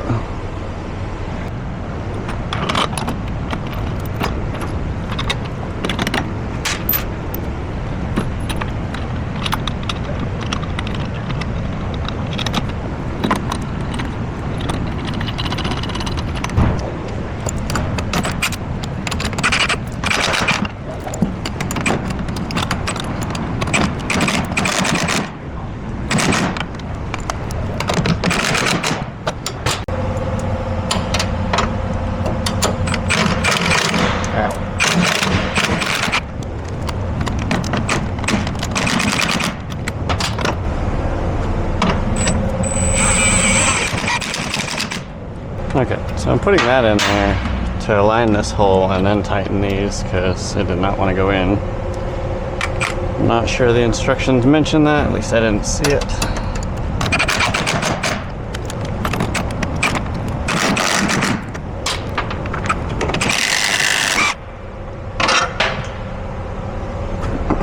Make the same adjustment over here.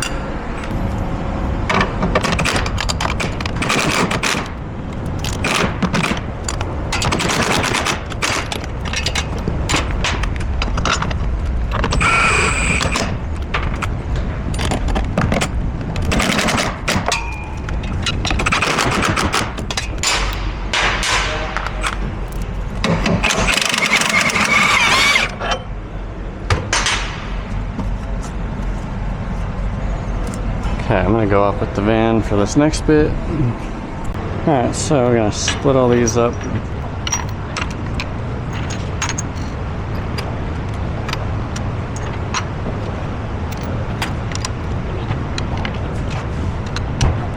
So we're gonna need a T55 to get these out. We need to take these off too, which are also T55.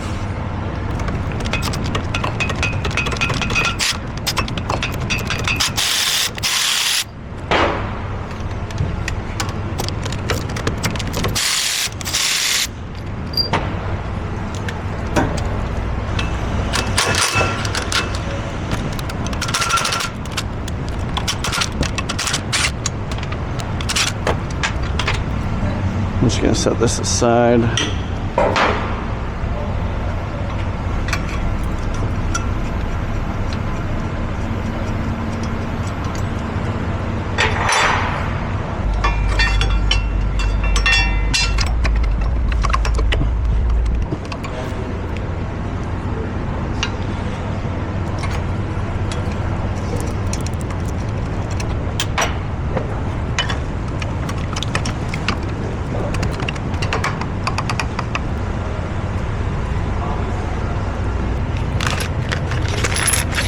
So this is the 8mm bolt in the upper, and use that mounting hole for this. And then there's a tab right here that goes into that hole.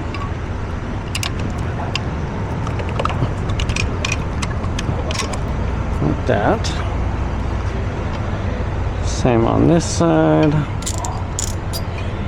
I think I need a washer on there. Yeah. Most likely it's supposed to have one of these washers on it.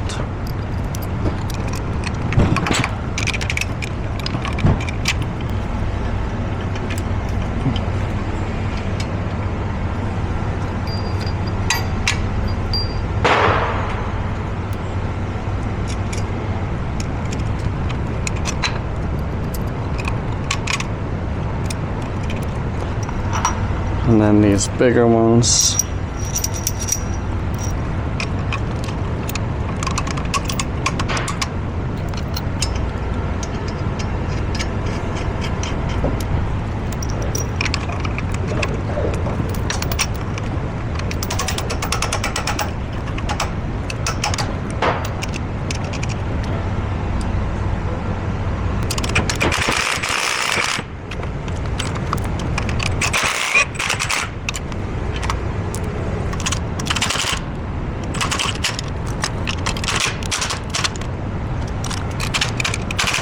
I want to leave those a little loose until I get these tight, which will pull this bracket against the axle, make sure there's no gap there.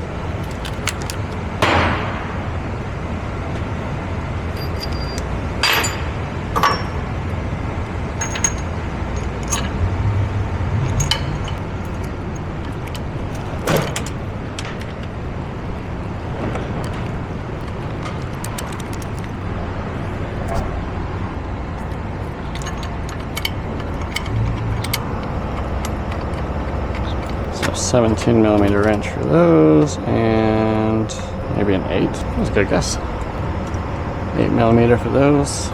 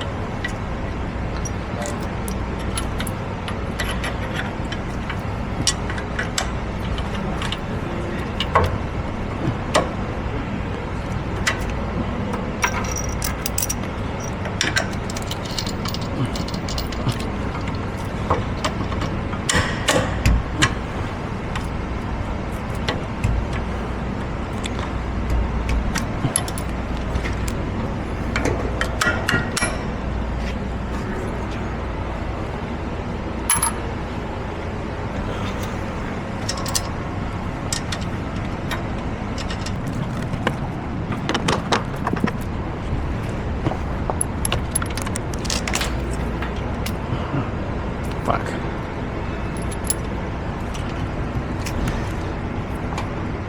God damn.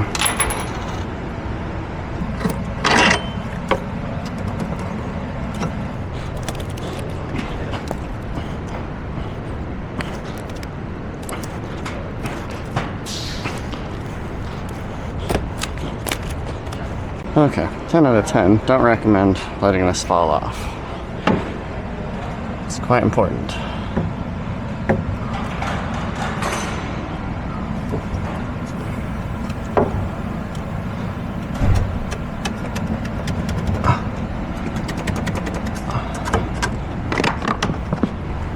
Okay, let's try that again.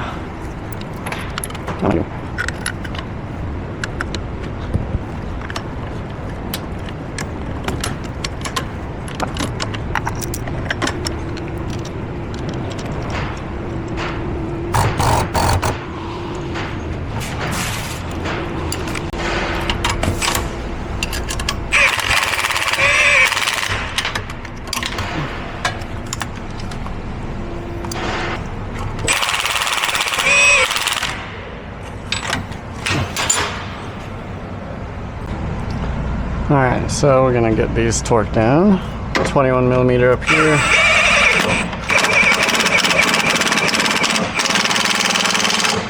Calls for 105 foot-pounds on that upper.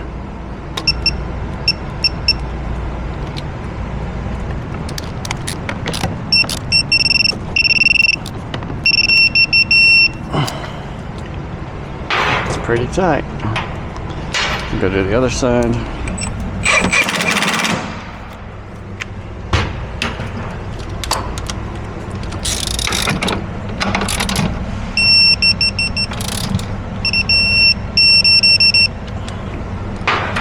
$105 there,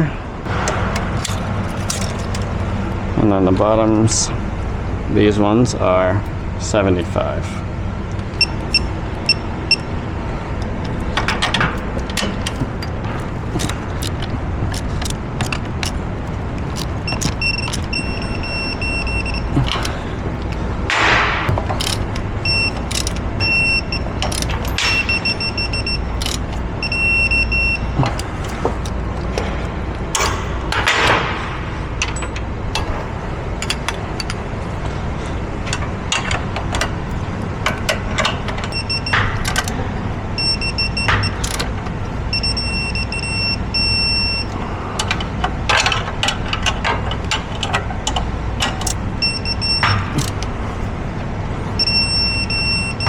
Just gonna give these a nice hand tightening. That's tight.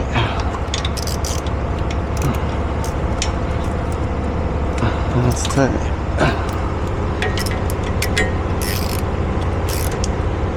That's nice and tight. Nice and tight.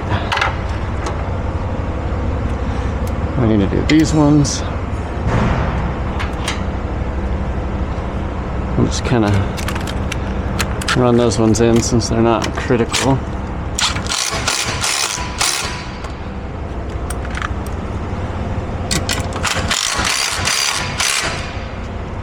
Grab our sway bar.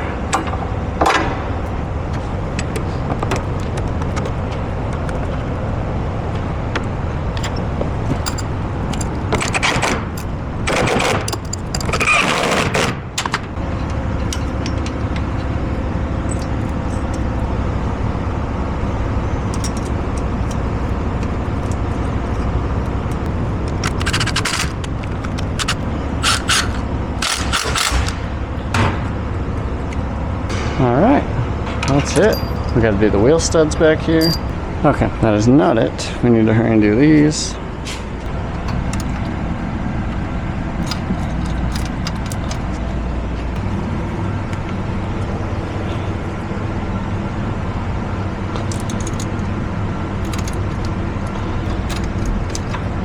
That was stupid.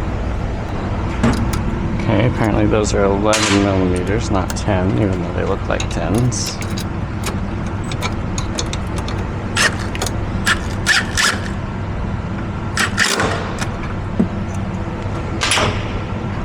Technically,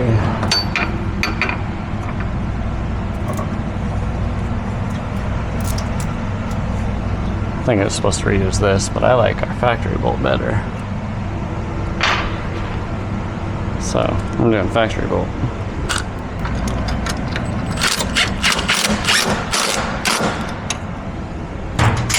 I need to put these line protectors on.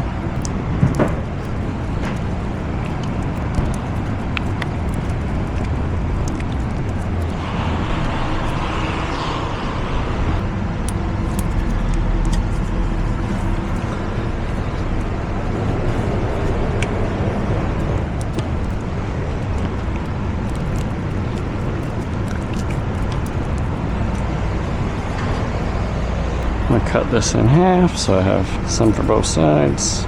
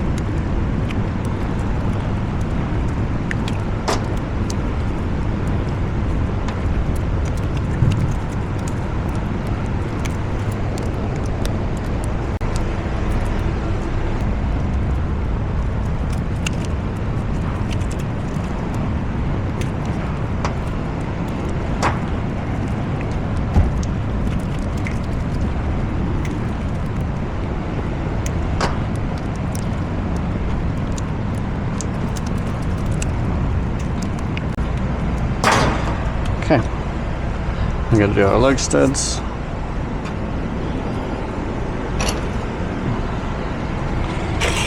Which get 30 foot-pounds and a 7/32 Allen.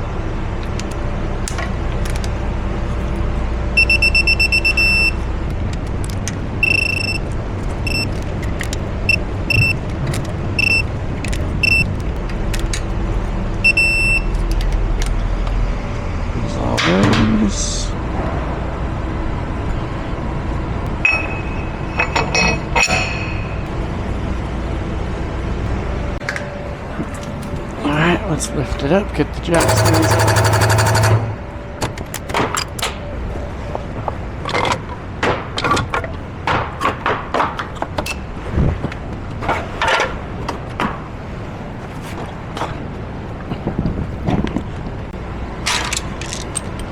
And then according to the spacer plate, the wheels get torqued to 130 foot-pounds.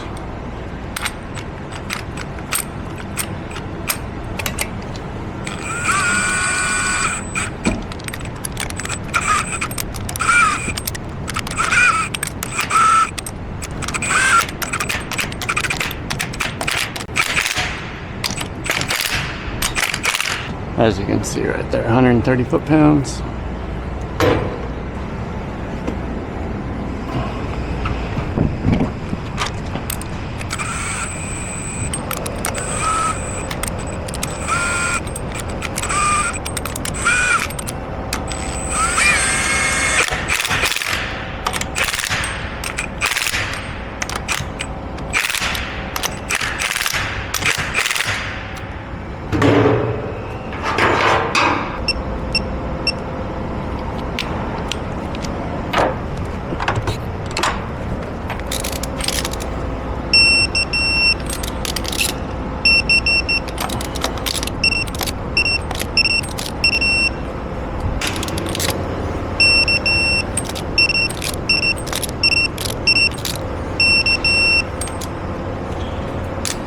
All right, front's done. Back is done. Looking good. Looks really good from this view. And that's how you install the Agile off-road rip kit. Now let's see what our, even though we haven't driven it to let the rear suspension settle, still get an idea. So before, the front was at 16 7/8, supposed to be about an inch or so. And we're at 17 11/16. And then here in the back, we are currently sitting at, or it was 18 3/8. And now we're at almost 20 inches even. So a little over an inch and a half or so. Check this other side. Pretty good lift in the back. And just a little under 20 inches on this side, but there is a little bit of a build up there. Nice. Well, if you've enjoyed this video, give it a like. If you want to see more content like this, go ahead and subscribe to my channel and comment any suggestions you have down below.